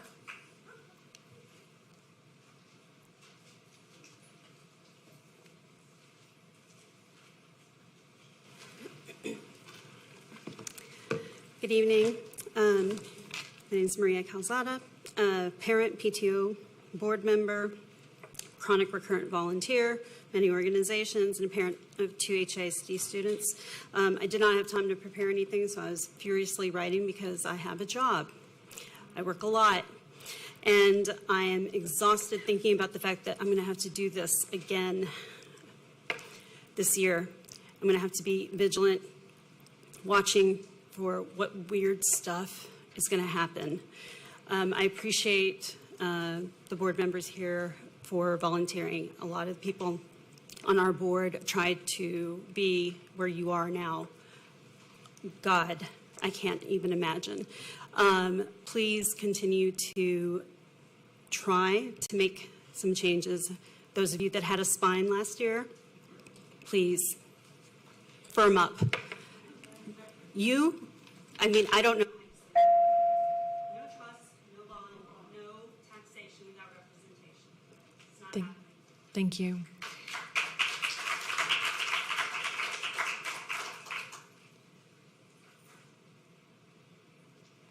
Ms. Smith, I think that concludes our in-person speakers. Is that right? Okay. Do we have any Zoom speakers? Okay. If you'll admit those folks, please. Thank you. Claude Bittner, please turn your camera on so you can be seen. And you may begin.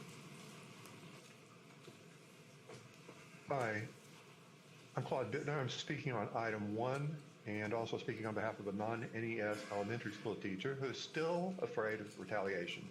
And I quote, "As a parent, employee, and alumnus of HISD, I'm saddened to see student creativity limited via timed slides, and they're not being allowed to use crayons and scissors for activities and projects. Slides and DOLs do not cultivate creativity, develop motor skills, foster collaboration with other classmates, promote sharing ideas from different perspectives, or teach research and presentation skills. These are the very skills that companies will demand from well-rounded students who can communicate, adapt, work in teams, lead without hostility, and inspire creativity in others. These are our future employers, entrepreneurs, and creatives, all lost to the non-research-based, so-called NES model that places their futures in jeopardy. No trust, no bond." Thank you. Thank you, sir.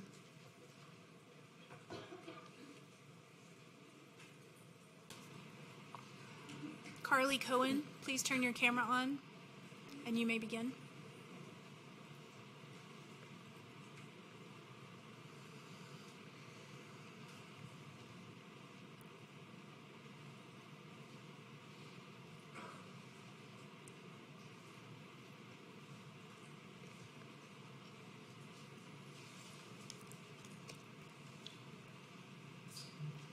Melissa Yarborough, please turn your camera on, and you may begin. Hi, thank you.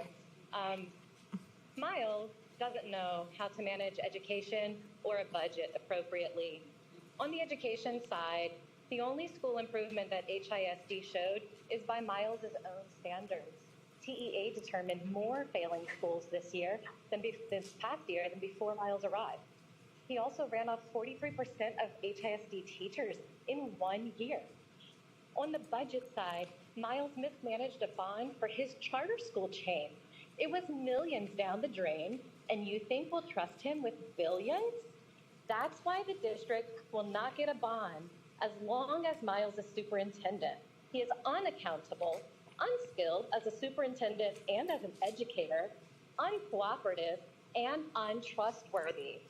Since I am pro-student, I say no trust, no bond. No trust, no bond. No trust, no bond.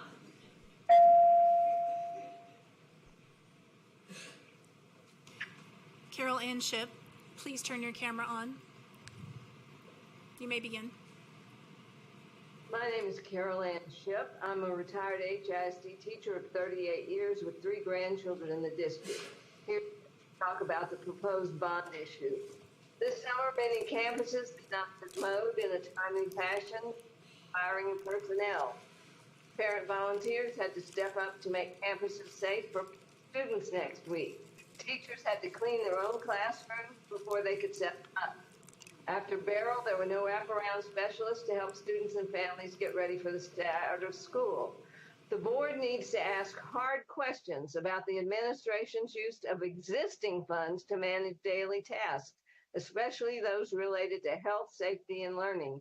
If HISD cannot accomplish these tasks, why would we even consider voting for millions of dollars in bonds? Thank you. Thank you. Monica Orozco, please turn your camera on. You may begin.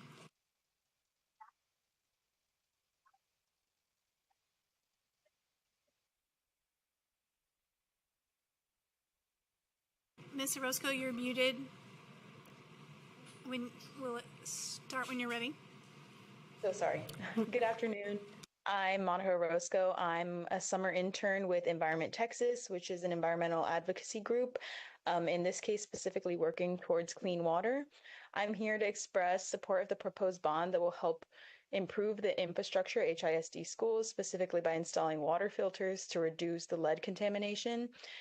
As you might know, tests over the years have shown that 84% of schools have tested positive for lead in at least one tap, and over 1/3 of the schools had high lead levels above the EPA's safety threshold of 15 parts per billion. However, the Advisory Committee on Childhood Lead Poisoning Prevention of the CDC states that there's no minimum safe level of lead in water for consumption, so the level should be 0. This is especially true for children, those who are in our schools who are extremely vulnerable to lead contamination. A dose of lead that would have a little effect on an adult can have a significant effect on a child. In children, low levels of exposure have been linked to damage to the peripheral nervous system, slowed growth, lower IQ and hyperactivity, impaired hearing, impaired formation and function of blood cells, and behavioral and learning problems. Thank you, ma'am. Carly Cohen, please begin. Hi, my name is Carly Cohen. I'm also an associate with Environment Texas. We advocate for a healthier state, ensuring safe drinking water for our kids. As Monica said, Environment Texas strongly supports the bond funding for installing water stations with lead-removing filters in the Houston Independent School District. Lead is highly toxic, as she said, especially for children, and even small amounts can harm their learning and development. Houston schools have a widespread lead contamination problem. 84% of schools had lead in them in 2022. So the $150 million allocated for the lead abatement in the bond will replace lead-bearing plumbing and install water bottle filling stations with filters certified to remove lead. By installing one of these stations for every 100 students and staff, the district will ensure safer water for students. Our children deserve drinking water at school. With just a small portion of the proposed bond, Houston schools can finally step forward and get the lead out. So this is really important. Thank you. Thank you. Dr. Anita Wadwa, please turn your camera on. You may begin.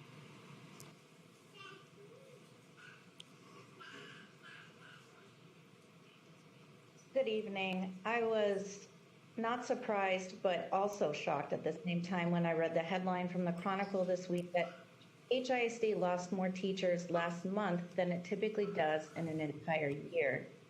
I'm confused as to how we have people on a community advisory committee who all seem to be in agreement and in support of the bond. When I think of the phrase community advisory committee, we're going to have people who represent the community, a diversity of opinion, a diversity of thought. How could I, in good conscience, ever co-sign a bond for you to be stewards of $4.4 billion when you are implicitly in everything you do, consistently voting yes on everything he does, like Miles? And I don't know where you stand or what your philosophy is, but the worst that could happen is if you vote no, they will fire. Pamela Bovlin, please turn your camera on. You may begin. Thank you, ma'am. Hello, Pam Bovlin here, and I want to thank the Board of Managers and the Superintendent for making such a hostile environment that you have energized the community. You will not get this bond. You can hope to get this bond, but I guarantee you, you will not get this bond. There is no trust. There is no bond. You cannot go around and get rid of everybody, and now people.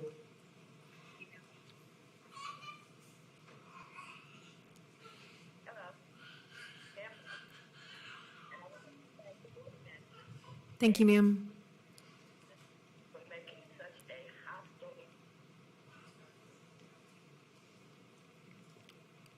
That concludes our Zoom speakers. Okay, that concludes our Zoom speakers. I understand Alicia Lewis, the Forest Brook principal, is here. Okay.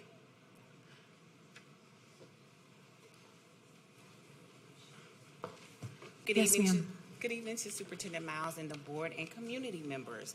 I am the very proud principal of Forest Brook Middle School.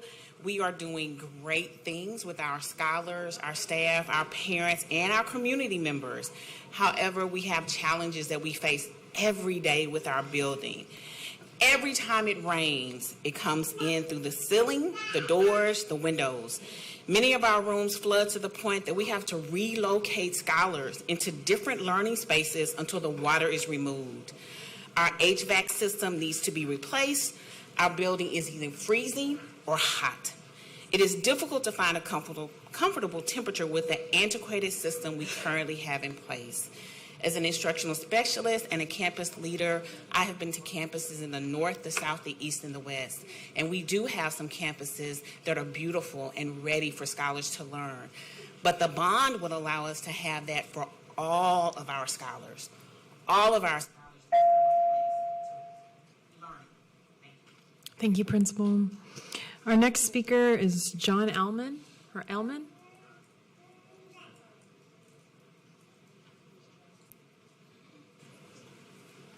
Yes, John sir. Aleman, proud principal of Peterson Elementary. The loss of a child's faith and hope causes the loss of infinite possibilities.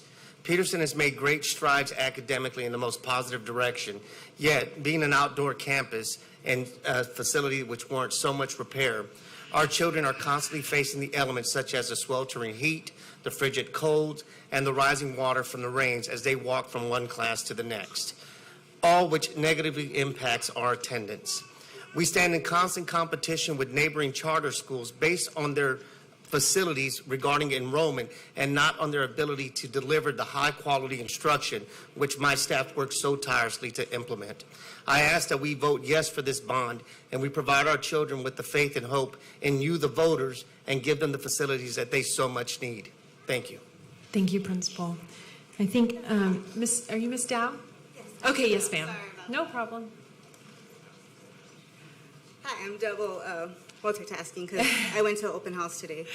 All right, so I am speaking here on behalf, I was a former teacher, now I'm advocating for my son because he's just started at HISD at Red Elementary, but I am speaking more on my personal experience. I don't know how the other schools are, I just know from my campus, and it was Las Americas, Jane Long, and the high school and middle school.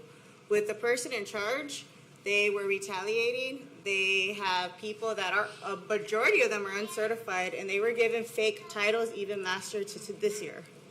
We're talking about budgets, but if you are trying to help these students, and I get it, you have this agenda or whatever that you're setting with your NES program.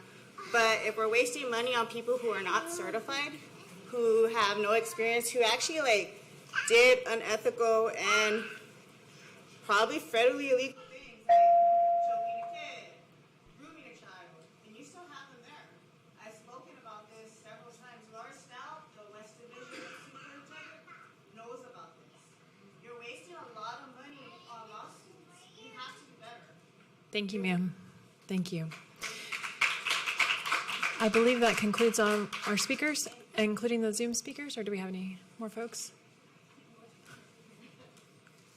Yes? Okay, very good. We appreciate all the speakers this evening. Thank you all for being with us.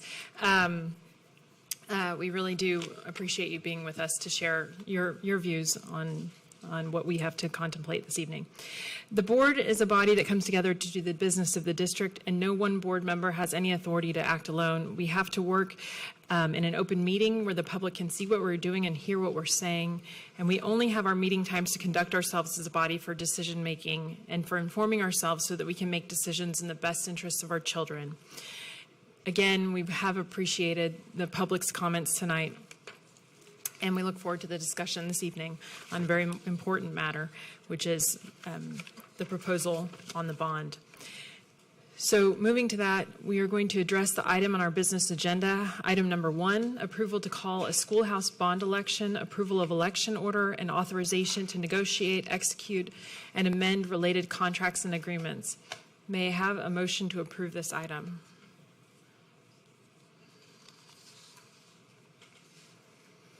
I have a motion by Mr. Ravon and a second by Ms. Bandy.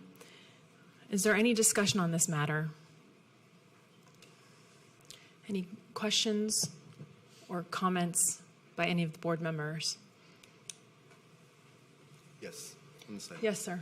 Mr. Martinez. Unfortunately, I wasn't able to attend the last workshop, so thank you to the Community Advisory Committee. I know it's a lot of work. Thank you for, I think one of our board members said you had to work for us, right? And so you gave us all the information that was needed. I want to definitely appreciate Representative Coleman. I'll be quite honest with you, I had some questions about the co-locations, but he said something very specific in one of the workshops, and he said, we appreciate the decision to co-locate and not close our schools. I appreciated that. When we look at the co-locations, the majority of them are around 0.3 miles, which is, for some families, for actually still a lot of families, walking distance. I've met with community members. I was recently at 2 Sunrise Centers distributing school supplies. I asked the question, would you support a bond to improve your buildings? And the answer was yes. It was definitely yes across every single one of them. We have 2 of the co-locations, 2 of the schools that are proposed already co-located. There is a need for new buildings in our schools. More than 12 years since our last bond, 2007 for our middle schools and elementary schools. We need this bond. 2 things that I think are important for our community to note. Note is that we have a CCMR committee that's going to meet and work with the superintendent and the administration to develop our plan to figure out the best use of CTE centers. But I appreciated the administration in this aspect. I know there was a lot of questions from the CAC about CTE centers. Again, I wasn't here the last workshop, but it feels like to me like the administration went back and reached out to our partners or potential partners in HCC, St. Jack, Lone Star to determine what was the best decision moving forward. So I appreciate you, Superintendent, for doing that. And when we think about oversight, just like there was in the last bond, we will have an oversight committee. There's been a commitment to have a dashboard as well for our public to be able to track that. In addition to that, we have our board audit committee, which will oversee that aspect as well. So I think that's important. And you know, the interesting thing is we have a lot of kids today whose parents went to school in the same buildings. And for many of them, it's their same grandparents who went to their school in temporary buildings that have now been there for 40 years. Our buildings need, our schools need new buildings as well. We just need them across the district. And I'll make one statement if I can in Spanish. It's a summary of what I just said. Han pasado 12 años desde la última vez que el distrito escolar intentó solicitar bonos. En esos 12 años, algunos estudiantes hoy asisten a escuelas donde sus papás y sus abuelos asistían, en los mismos edificios. Nuestros hijos merecen un edificio donde no está goteando cuando llueve, merecen un edificio donde el edificio está fresco cuando está caliente afuera, cuando está frío afuera, cuando está caliente afuera, necesitan estar frescos adentro, y cuando esté frío, afuera, que al revés, al contrario. Necesitamos estos edificios para nuestros estudiantes. Nuestros hijos también merecen la oportunidad de beber agua donde no haya plomo. Merecen esos edificios. Es tiempo que nosotros apoyemos este bono para el próximo año. Thank you, Mr. Martinez. Anything else on this side? Mr. Yvonne? Ms. Mendoza? Mr. Campo? No? Any other comments? My fellow board members. All right. The question that we have presented to us is whether to put on the ballot for the voters to decide the bond. It's been moved and seconded, so with no further discussion by the board, let's vote.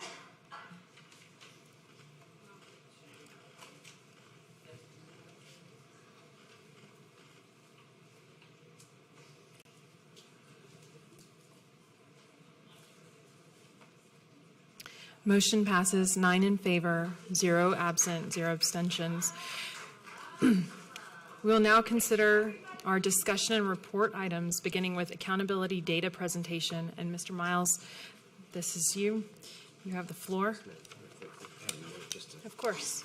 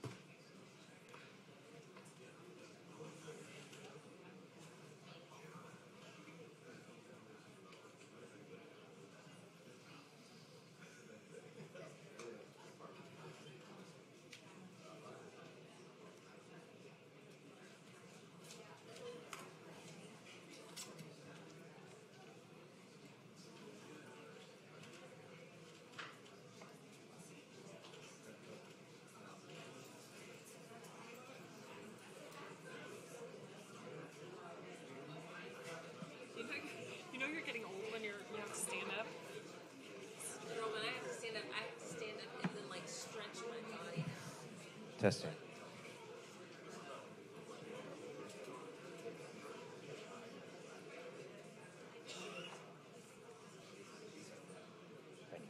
So I took this for you and Jeanette so you can see it only gets worse. That from my car to bed. That's gonna cause me. Look at that. Hot shower, got all ready, and then I'm like, No. I mean, we are, but not really. Are you ready? Okay, I think we're ready to move on. Mr. Miles has his presentation ready. Board members and folks here? All right. Yes, sir. Please go ahead. Yes, ma'am. Tonight, I'm happy to spend a little bit more detail, give a little bit more detail about our accountability ratings. Some of this has been shared yesterday at the convocation and also with the media. And so some of it will be news that you already know. But I just want you to see that overall on state accountability, our students, our teachers, went from 121 D and F campuses last year to 41 this year, a drop of 80 schools.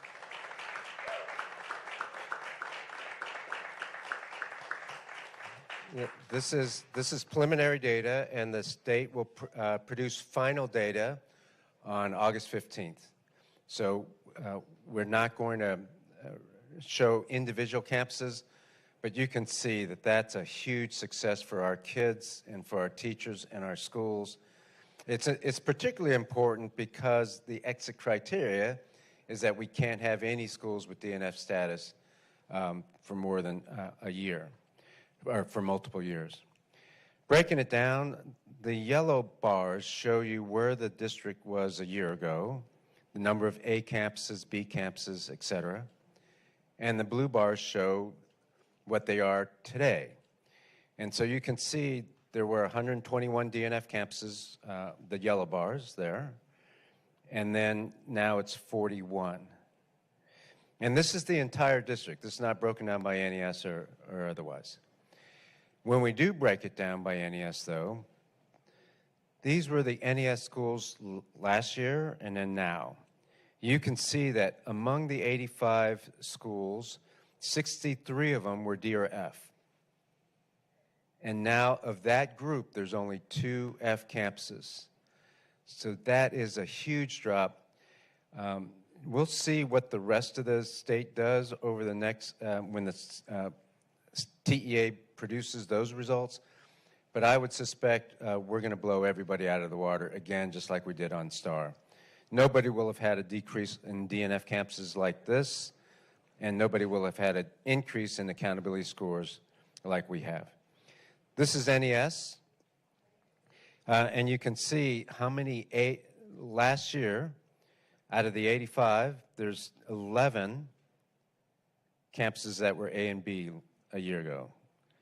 Now, among those 85, there are 53 A and B campuses, which is a huge increase. So our campuses did well. One other thing to show you, going back to all, there are 20 of our campuses that were F rated. They are now B rated, which is a huge increase. I mean, the goal is to get them out of DNF status, but 20 of them went far beyond that, went to B, and we have several campuses that went from F to A. So we can be proud of our kids and proud of our teachers for having done that. If you think about the 45 that we say we're going to add, the 45, we call them future NES, but now they're new NES because the future is here. Those 45 schools were DNF campuses. And they did well too, not as well as the NES campuses. We still have 18 DNF campuses that we have to move, and we have to ensure that the C campuses don't go down. And then this slide is the non-NES. I think we have 137 non-NES schools in this group. And you can see last year among this group, there were 82 A and B schools. Now there are 107. So the reforms that we did in instruction, not just NES, really helped the district as a whole, did not hurt our A and B campuses as a whole. And then I had the 4 slides by division. This is really tells a good story. Every division did well. This is the North Division. The North Division had 20 F schools when it started last year. Now it has 1. This is Central Division. You can see the blue in the A and B area is much higher now, and only 10 DNF campuses. The South Division had a lot of NES schools too, and they went from 38 DNF campuses to 11. The West Division, I think, only had 1 NES or 1 NES aligned school, so they didn't have a lot of NES. They had most of our A and B's, or many of our A and B campuses, and even they moved the needle and now have significantly more A, B, and C campuses than they did before. So we will give you, we will present by school data to the board. You'll get that electronically, but on August 15th. There's a lot to celebrate. I don't want to give any individual school data right now because it could change between now and the 15th. but there's going to be a lot to celebrate. The schools will celebrate both the STAR data and the accountability data the first week of school. Because when we got the STAR data, the school was already over, and when we got the accountability data, of course, we just got it. The kids and teachers don't really know how they did. So they'll get all that information the first week of school. They'll celebrate. On Friday the 16th, there'll be ice cream, salsa, popsicles, and cookies, and every school, I mean, most schools went up, so they're going to have a good time celebrating, but every school has something to celebrate. There are kids who did well, there are teachers who did well, so they will be celebrating. And one other thing I want to say about this is, well, two things. One, behind all these numbers, and I've said this before when the STAR came out, when you look at these scores, right, and you look at what is behind this, it's kids and teachers. I mean, yes, you know, it's important to get out of intervention status, and so the numbers, you know, these letter grades matter in that sense. But the letter grades matter more to me and to the staff and to the teachers because it means more kids can read than they did before. Literacy has improved. Our kids are reading better. You may have seen the video at Convocation, or I think we sent those out earlier in the summer.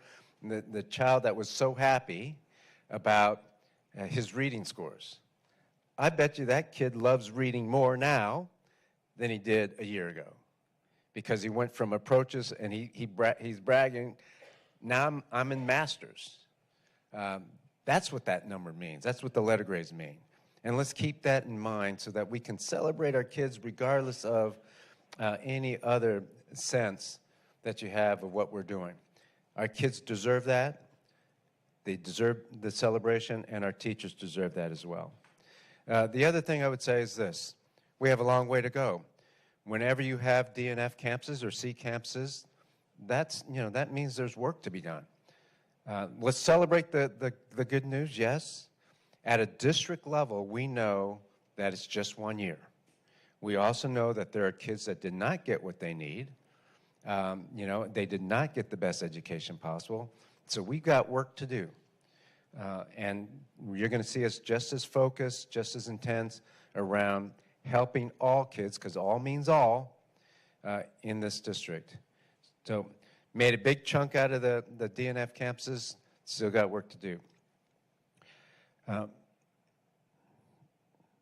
right, Madam President, members of the board, that concludes my accountability report. Any questions? Any questions over here?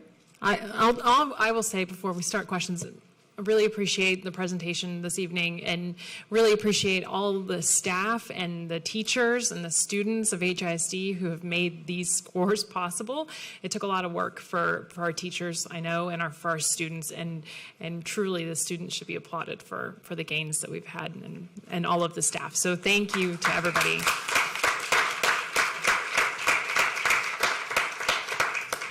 Okay, with that, Ms. Bandy. I was going to say something along those same lines. This is incredible.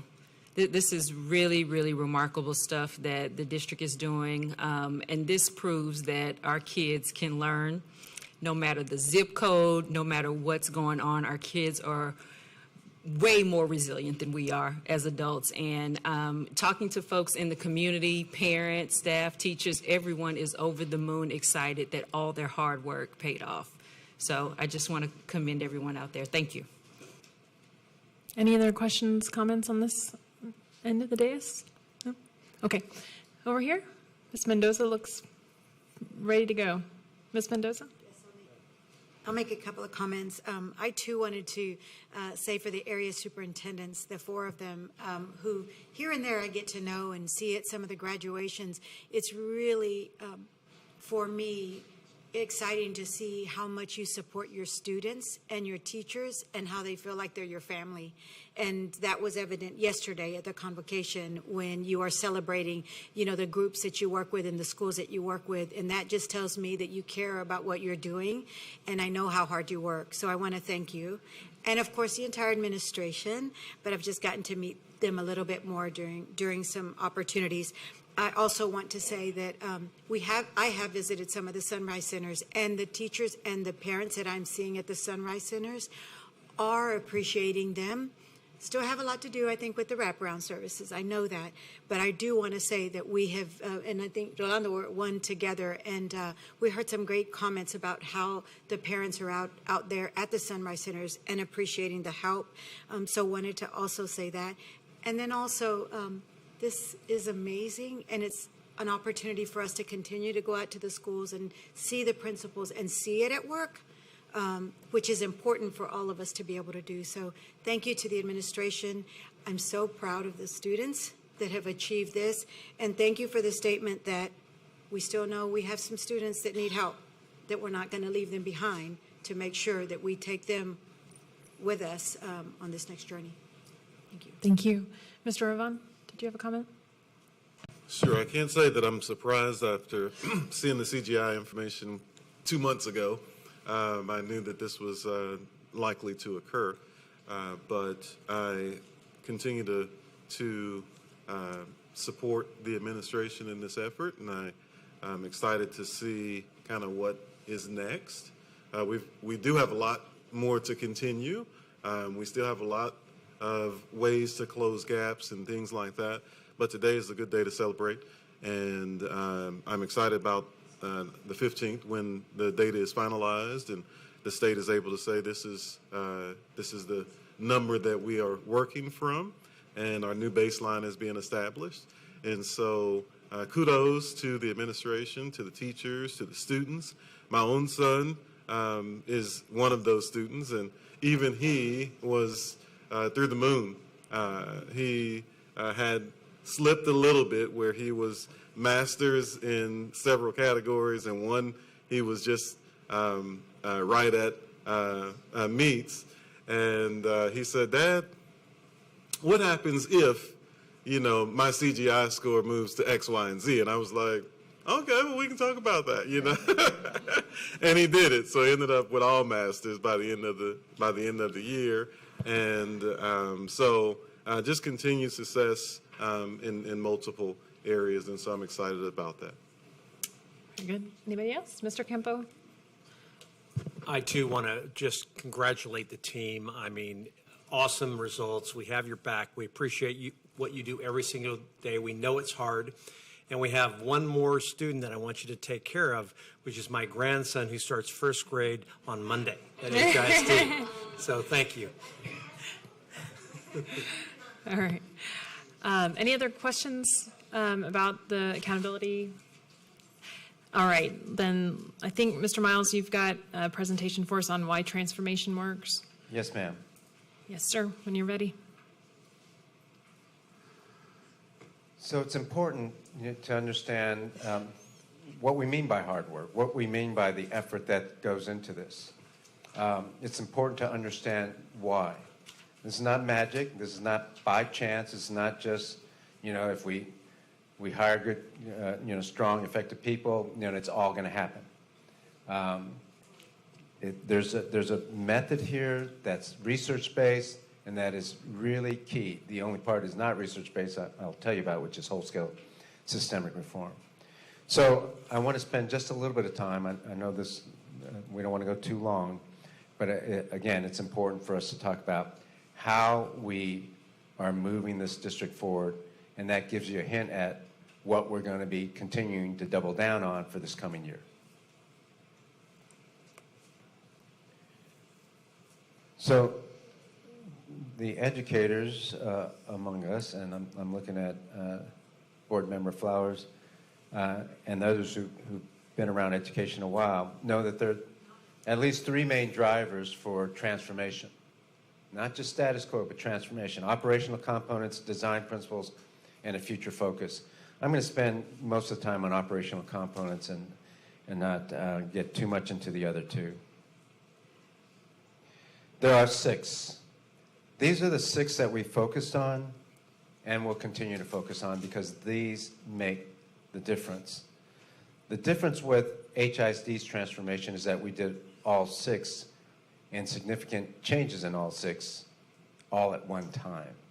That's called whole-scale systemic reform, comprehensive, far-reaching reform done over a part of a district all at one time. That's what wholesale systemic reform is. So when you look at the instructional model is important for every school, and in the NES has one instructional model because there's different instructional models for different levels of kids.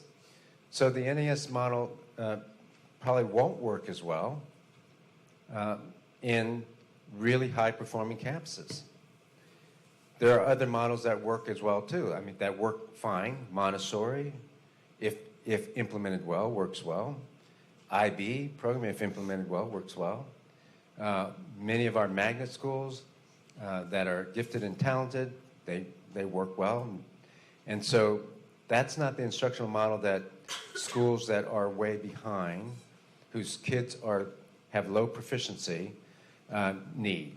What they need is a model that gives kids more time if they need it, but challenges kids who already get it. And that's why the combination of direct instruction and differentiated instruction, where kids then, if they get it, they move and be challenged in the teen center, or get more help guided with the expert teacher, that's key. That's the main instructional model, and you can see that that instructional model for struggling campuses works fairly well. That's one piece of it. The other is high-quality instructional materials. And we put a lot of time, effort, and energy into ensuring that all the campuses have high-quality instructional materials. For example, we offered and paid for Amplified, Eureka, Carnegie in many campuses that wanted to use that. Now, the A and B schools have their own autonomy over their curriculum, so they can choose whatever.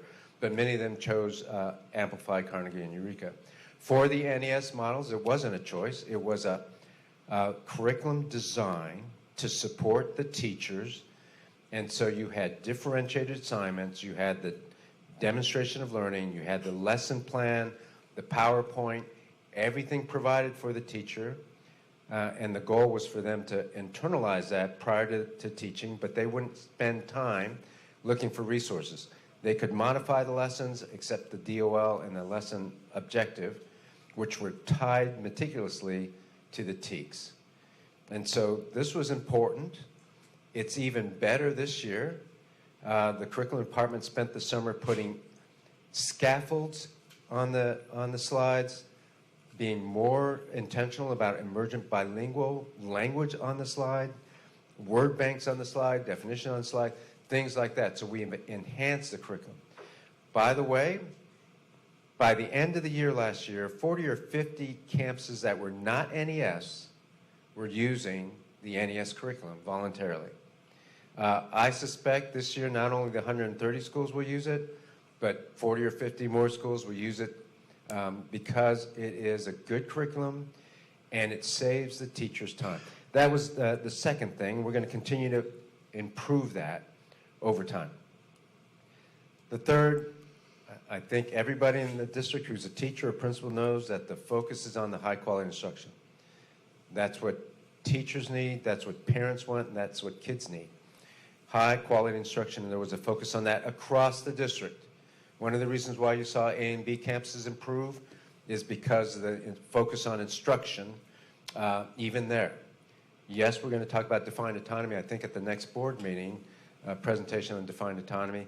We've already talked about it with our principals and senior staff, so that's going to move forward. We also had community meetings around it.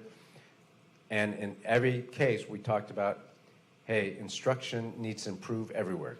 It's a continuous improvement model. We have 6 or 8 schools that probably can't improve that much academically. They may be able to improve a little bit instructionally. Anyway, high quality instruction is something we do. On the right-hand side, you see this spot observation form. But really, it comes down to aligned curriculum, clear expectations, on-the-job coaching, strong instructional feedback, which means that we had to train our principals to be instructional leaders, which they had not done prior to this year. And so we had to really do a lot of professional development and coaching of principals, and we're going to continue to do that. So one of the things you'll see going forward, and you ask, what are we doing next? Well, we're going to continue to work on instruction. There's a science to teaching and instruction, and then there's the art of teaching. And they're not mutually exclusive, and you have to have both. This year, we did a lot of time and energy on science of teaching with a little bit of art. This year, we're going to continue the science, but we're also going to spend a lot more time on the art. And we started it this summer. There's a lot more training around rigor, pacing, scaffolding, supports for teachers, et cetera, this summer. Staff capacity is another area, and you can see what that means on the left. To be fair, there wasn't a focus on instruction prior to this year, at least not for the last several years. And so we focused quite a bit on growing our staff's capacity, both the teaching staff, the principal staff, and the executive director staff, and the whole district in broad strokes needed that sort of improvement and that sort of focus on instruction. We're going to continue to do that and continue to raise expectations and hold ourselves accountable. Now, accountability without support, I've said this over and over again, I keep saying it, accountability without support does breed fear. And so accountability needs to come with support, and that happens, as you may have seen some of the videos of teachers talking about how when the first part of the year they were nervous, they felt, I don't know if I can do this. There were tears. I mean, we even captured that on, teacher videos, saying that they were crying. But by sometime around November, people were getting into their stride, and they became much stronger and effective teachers. By the end of the year, the teachers who were proficient were solidly effective instructors. Without leadership, the village dies. We're going to continue to grow our principals and EDs, executive directors. You may not know, last year and this year, we trained, including me, trained principals every month, mostly on instruction, face-to-face. I trained executive directors, and so did Chief Massey, the Chief of Leadership and Strategic Initiatives. We trained executive directors every week the first semester and every other week the second semester. I started that practice again this Monday. So executive directors get 45 minutes from me and then an hour from Chief Massey on Wednesdays every week for the next 4 weeks, maybe 5, and then we'll go to every other week. But the training is on instruction, both the art and science, how to support, how to differentiate support for principals, and how to differentiate supports for teachers. So leadership is really important. We were pretty rigorous on our evaluation of principals. I didn't put up, I can if you want, a scatter plot of the evaluation of principal scores and their TEA score, accountability score, and the correlation is 0.68, which is huge. A good correlation is 0.3, 0.4, somewhere in there. This is really strong, meaning this: we evaluated them rigorously, but we evaluated them right. And so that correlation, we're going to try to continue to keep that stronger correlation between how they're evaluated and how the schools do overall. And then finally, on the 6 components, there's the high performance culture. This takes time, but I'm sure almost everybody on this board or the board of managers knows, and most people know who run organizations or been in organizations know that culture eats strategy for breakfast. That's not my phrase. That's a phrase out there. I don't know, Rick, if you coined it or not, but somebody in the business. Someone's in the business world coined it. What's that? Peter Drucker. Oh, yeah, Peter Drucker. And so that goes for education too. And we can't have all of these other things implemented well without a strong culture. But what is culture? What does it look like? And how does it manifest itself? And we spent a lot of time this year. You can see some of those things here on the left-hand side. Got to have a culture where people say we're going to continuously improve. We never rest on our laurels. We never say we're all that, and you know we don't have any room to grow. Well, you have room to grow because you still need that bag of chips. So we're going to have that mentality where there's a continuous improvement, high expectations and accountability. There has to be a focus on outcomes and expectations. By the way, I like what Board Member Bandy said about the students rise to the level of expectation. They showed that. So, we don't lower expectations, we raise them when it comes to kids and teachers. Working with the sense of urgency, using data. One of the things that caused some angst for teachers, principals, and community members is that we started to use data to evaluate principals and teachers. And by the way, we also use that to evaluate cabinet members. And you're going to use data to evaluate me. So we started to use data throughout the system, and that has caused angst because, the data is the data. Not solely, right? We had achievement data, yes. We have instructional feedback data, yes. We have domain 4 professional data, yes. And other anecdotal or pinpoint data that we can use to evaluate. And so that has caused angst, but we're going to create that culture where people understand that data is an important part of any evaluation. Staff attendance. Over 1,000 staff members a year ago chronically absent before this last year.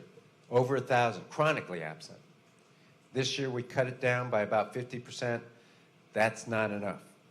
We're going to continue to say we have to attend school. So those are the 6 components. Let me be quick on the last 2. One has to do with design principles. I'll just give you one example of that, and that's staffing model.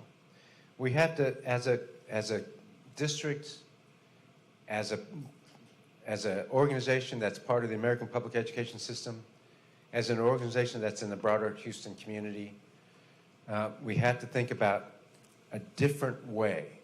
It can't be the same thing we've always done. So one of the different ways, I'll just give an example of staffing. And 2 years ago, the school year started off with 644 teacher vacancies. And there was the mentality that, well, we can't hire uncertified teachers. So they started off with 644 vacancies, no uncertified teachers, or very few. And you can see that the achievement went down. The district did not fare well, especially the kids in our underserved areas. Can you imagine going to the first day of school and having that many vacancies? How many kids are impacted by that? And then the notion that, well, you have to be a certified teacher to be effective. Yes, more likely than not, you'll be more effective than a teacher without a certification. Yes, that's true. But that doesn't mean non-certified teachers will be ineffective. We came in, we changed that concept. We said the most important thing is can a student have an effective teacher every day? That's the metric. Can a student have an effective teacher every day? So in the NES orbit, for example, you have teacher apprentices. You don't have substitutes. You have learning coaches. And so every day, and because we provide the curriculum, that teacher apprentice is ready to go, and sometimes even the learning coach. So we not only hired teacher apprentices and learning coaches, and yes, we had 0 vacancies, but it wasn't so much about that. It was about the type of staff that we hired. And because we didn't want to have 644 vacancies, and we hired uncertified but effective teachers, look what those uncertified teachers with the certified did this year. Which methodology is better? 644 with no uncertified teachers, or train up, hire well, even if they don't have certification? Which method is better? Which method is better about having teacher apprentices so that a kid doesn't have a substitute? Or do you want to keep having substitutes? That's the difference. That's a design difference. And that's hard for people to get used to. But in the end of the day, the question is, what is the outcome you're trying to achieve overall? And the outcome we're trying to achieve is that our students read better, do math better, and are more prepared for the year 2035. That's the outcome. We can talk about all these metrics over here. In the end of the day, if we get this, then you know what? That's what we want. It's about kids. This is a kids first model. It's not about the adults. It's about the kids first, and we got to change our paradigm. One other design principle that we're looking at, and that is thinking about teaching kids how to think rather than just what to think. Please don't hear that we don't want reading, writing, math, science. We do. That is the focus, especially the STAR exam. But on top of that, we have to have programs of study that help kids with artificial intelligence. We have to have programs of study that take advantage of high-skilled jobs. We have to have critical thinking taught, information literacy taught, problem-solving taught. And so that's another design principle that we're using here. And last is future focus. If you don't tie your actions to a likely future, then any path forward will do. Effective districts, effective superintendents, effective boards, think about what's coming down the pike, not just what we've done in the past. And what's coming down the pike is a changing world and workplace. So yes, the system we put in place has to do reading, writing, math, science. Yes. But it also has to prepare kids for a different world and workplace. That's why you see us having an AI elective in every high school. We don't have to do that, but the future requires us to. An elective for all high school students. That's why we're having workshops for teachers on how to use AI in the workplace, their own workplace, in teaching. That's why we have new programs of study, 4 of them, and not at every school, so smaller schools only have a couple, but they're new programs of study that we paid for at the district level, not at the school level, that are more tied to year 2035 world and workplace. That's why we're bringing AI policy to the board at some point this year so that we get ahead of the curve. That's why we have art of thinking. We are future focused here as well. So these are the reasons why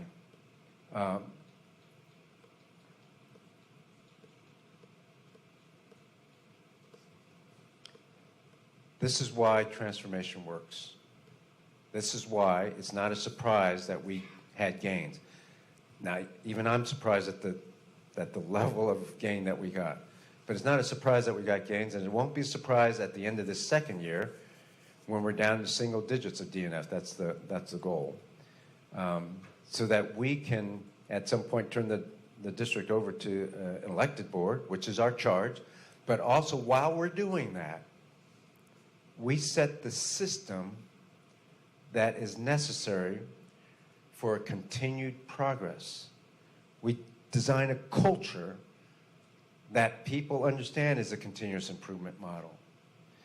And we build an instructional model and advocates for that instructional model that will be hard to turn back. Who has the first question? Anybody on my left? Anybody? No? This side? Anybody? Any questions, comments? Oh, Ms. Lindner? Thank you. Great presentation. I think that our community can't hear it enough because I think that there are elements to this that you touched on as you presented around how it's really hard to get your head around this. So I appreciate hearing this because it's something that, you know, I take back to people that I talk to and have questions and concerns about these changes.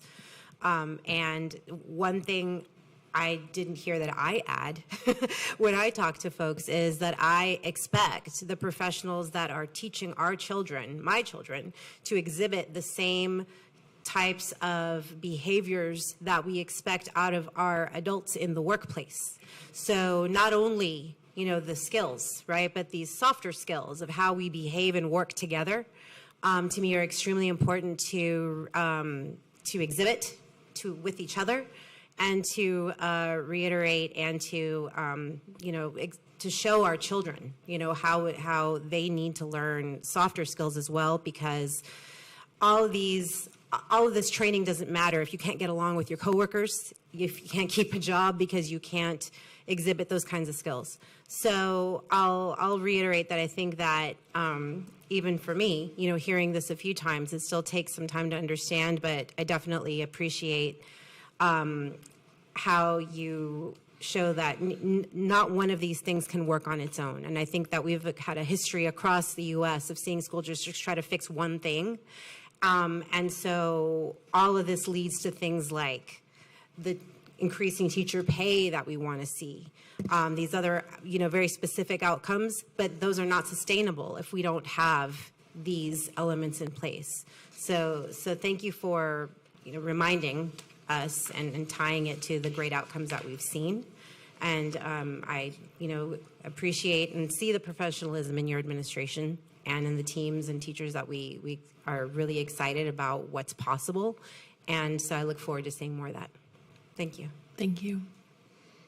Thank you. Thank you, ma'am. Thanks for reinforcing that you have it exactly right. And just so you know, we have 23 chiefs and deputy chiefs, and all 23 are coming back next year. Very good. Mr. Campo, I think, had a comment. Just a quick observation. So I generally, just because of my background, approach things from a business perspective. And if this was not an educational model, this would be a perfect model for any business. Very simple. It's all about quality. It's all about training. It's all about capacity. It's all about culture. It's all about leadership and stuff like that, right? And to me, the most amazing part is the results that we're getting today. Very preliminary, obviously. We've got another year. We still have a lot of wood to chop. But the challenge that urban school districts, including ours, have is that it's really hard to put this in place because of the adult politics, period, end of story. In a business, you can say, I'm going to do this, and if you're not on board, you don't need to be on board, right? If you don't want to be part of our equation, that's fine. Here, we have all the other noise that creates the challenge of implementing wholesale systemic change or reform because of the adult politics. And that's sad, unfortunately, because we're never going to get away from that. And we just have to figure out how to prove to everyone, and this is a community issue broadly, that this model actually does work and it doesn't disenfranchise people.